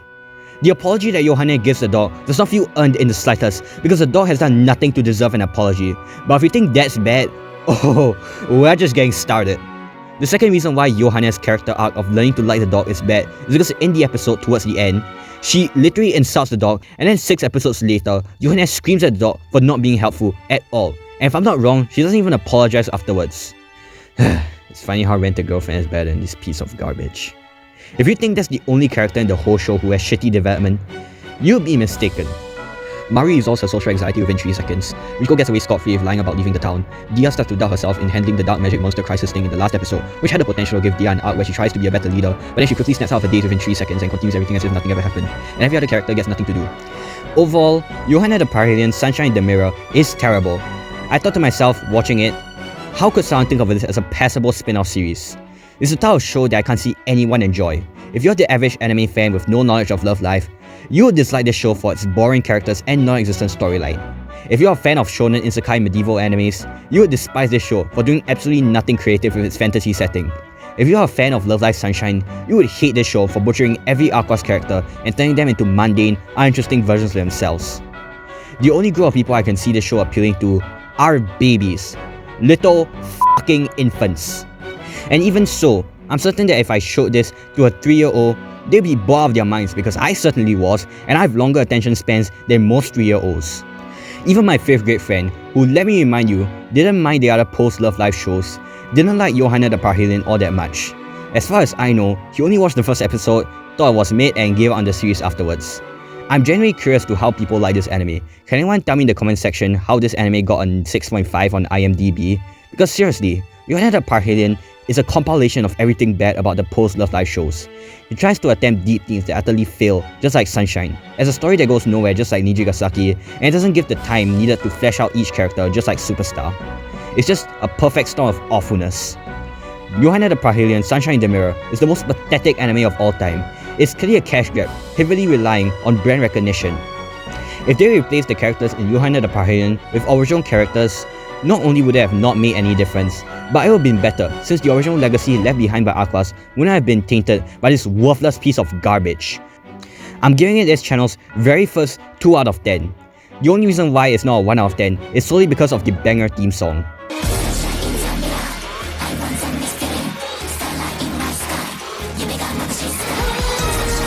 But other than that, I'm giving it a 2 out of 10 as an act of charity. There's nothing substantial in this show except the opening. It's worthless, only existing to suck a quick buck out of Love Live Sunshine fans starved for Aqua's content. Yohane the Parhelion was created as a joke and should have stayed as a joke. Stop milking Aquas, you money-hungry corporate! In conclusion, Love Live is severely worsening in quality.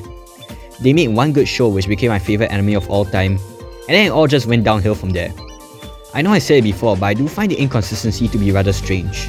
And for a long time, I could not figure out why I loved School Idol Project, but disliked everything else the franchise had to offer.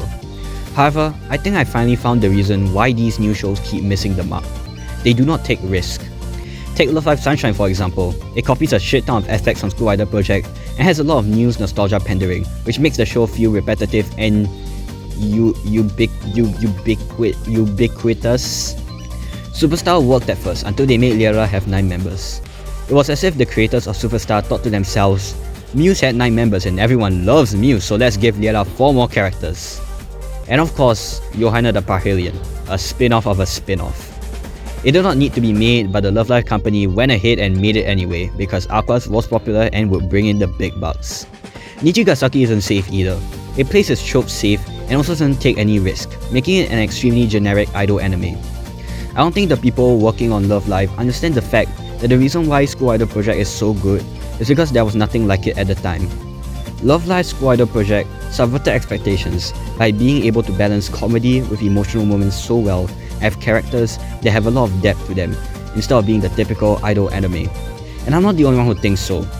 School Idol Project became a cultural phenomenon in the anime community. Many memes spawned from the show, it also won multiple awards, and the movie grossed 28 million worldwide in the box office numbers, becoming number 1 on its opening weekend in Japan. Love Live dominated the anime industry. No other Love Live was able to achieve those same feats. Sunshine was popular, but it was significantly less than School Idol Project. None of the memes in Sunshine went mainstream. Name me a single popular Love Live Sunshine meme. As for School Idol Project, there's Nico Nico Ni, Snow Halation, Umi's Poker Face, Kotori, what? And much more. In addition, if we round up the box office numbers to the nearest millionth dollar, the Love Live Sunshine movie made $8 million, a little over a quarter of what the original School Idol Project movie made. Nijigasaki also didn't fare any better. Like what I said earlier, I barely knew of Nijigasaki's existence for a long time because no one talked about it. The only popular meme to come out of Nijigasaki is Rinya-chan board, but it didn't leave as much as an impact as Nico Nico Ni or Snow Halation. A Nijigasaki movie is coming out soon, and judging by the numbers of views the trailer's getting, I'm pretty sure Nijigasaki won't be close to making a fraction of what the School Idol Project movie made. As for Superstar, Season 1 did create quite a buzz among people in and out of the fandom. There were quite a number of YTPs and clips floating around of Kaka speaking Mandarin. It felt as if Love Live was suddenly becoming popular, but then Season 2 happened and no one is talking about Love Live Superstar anymore. If you search up Love Live Superstar on any platform, there will be more results on Season 1. Yohane the Parhelion's popularity was interesting. When it was first announced, there was a lot of hype surrounding its release, with the opening getting several million views. But then the anime came out and no one talked about it. If you search up Yohane the Parhelion on YouTube, Barely any results on the anime, most of it is on the game. Speaking of games, not only are the Love Live animes in an extremely rough state right now, but the Love Live games are also not faring any better. Now, I don't play any of the Love Live games because I'm not a gamer. The only games I play are Undertale, Deltarune, Touhou, and Blue Archive, so I'm not a professional on this topic. However, I know that Love Live fans, even those who enjoyed the post-School Idol Project animes, are furious with the state that the Love Live games are in. That pretty much summarizes the condition that Love Live is in right now. In my opinion, music animes had a resurgence in popularity this decade. 2020's D4 DJ First Mix had a unique animation style and premise that made it feel more fresh and not repetitive. It also spawned the Death Threat meme, which was popular worldwide. 2022 saw the release of Bochi the Rock, which tried something new. It was experimental with its comedy, and the anime mainly focused on Hitori's journey, which made the show have a much clearer and simpler goal, and hence made the show a more enjoyable experience. Bochi the Rock went on to win multiple nominations, such as the Must Protect or Cause Character Award, yes that's a thing, you can do that, and spawned a large fan base that is still really big and really active to this day, despite the show ending a long time ago. 2023 saw the release of Oshinoko, and look, I may not be the biggest Oshinoko fan, but I will admit that it was definitely something special. It subverted the typical idol anime tropes and created a meta commentary on how messed up the idol system in Japan is, which it is. Oshinoko is the darkest music anime I've seen. It's just not my cup of tea, but I totally understand why it took the anime community by storm. It deviated from the format that most idol animes had and made it a one-of-a-kind experience. Lastly, 2024's Girls Band Cry, which may just be my favourite out of the four. It's not very popular, but the people who watch it really adore it, just like me. The animation is expressive and fluid, the characters are really likeable, the songs are great, and the emotional moments hit the right spots. I really love how whenever Nina gets reminded of her past, the background music starts to get eerie as some sort of dark energy illuminates from her back. Okay, I'm getting off topic now. I should dedicate another video to Girls Band Cry. What I'm trying to say here is that music animes are becoming popular, and if Love Live wants to be the top of the town again, they have to take risk, just like those 4 animes. I doubt Love Live will ever create another anime above an 8 out of 10, but I wouldn't be surprised if they do. Despite everything this franchise has shed out, I am still hopeful that they can make something amazing. As of I'm writing this at least. They've done it before and they can do it again. However, the same thing applies vice versa. I doubt Love Live will ever create something even more egregious than Yohane the Parhelion, but I wouldn't be surprised if they do. They've surprised me with how bad they can get, and I don't see why they can't do it again. However, there is something I am certain about. 10 years from now, we'll still be referencing Nico Nico Ni, listening to Snow Howlation. But no one will be talking about Yohane the Parhelion. Well, I can't wait for Love Live to make Nijigasaki the Parhelion. I hope that sentence doesn't age well, and if you made it this far, thank you so much for sticking to the end. Thanks for watching, and good night Otonoki Zaka.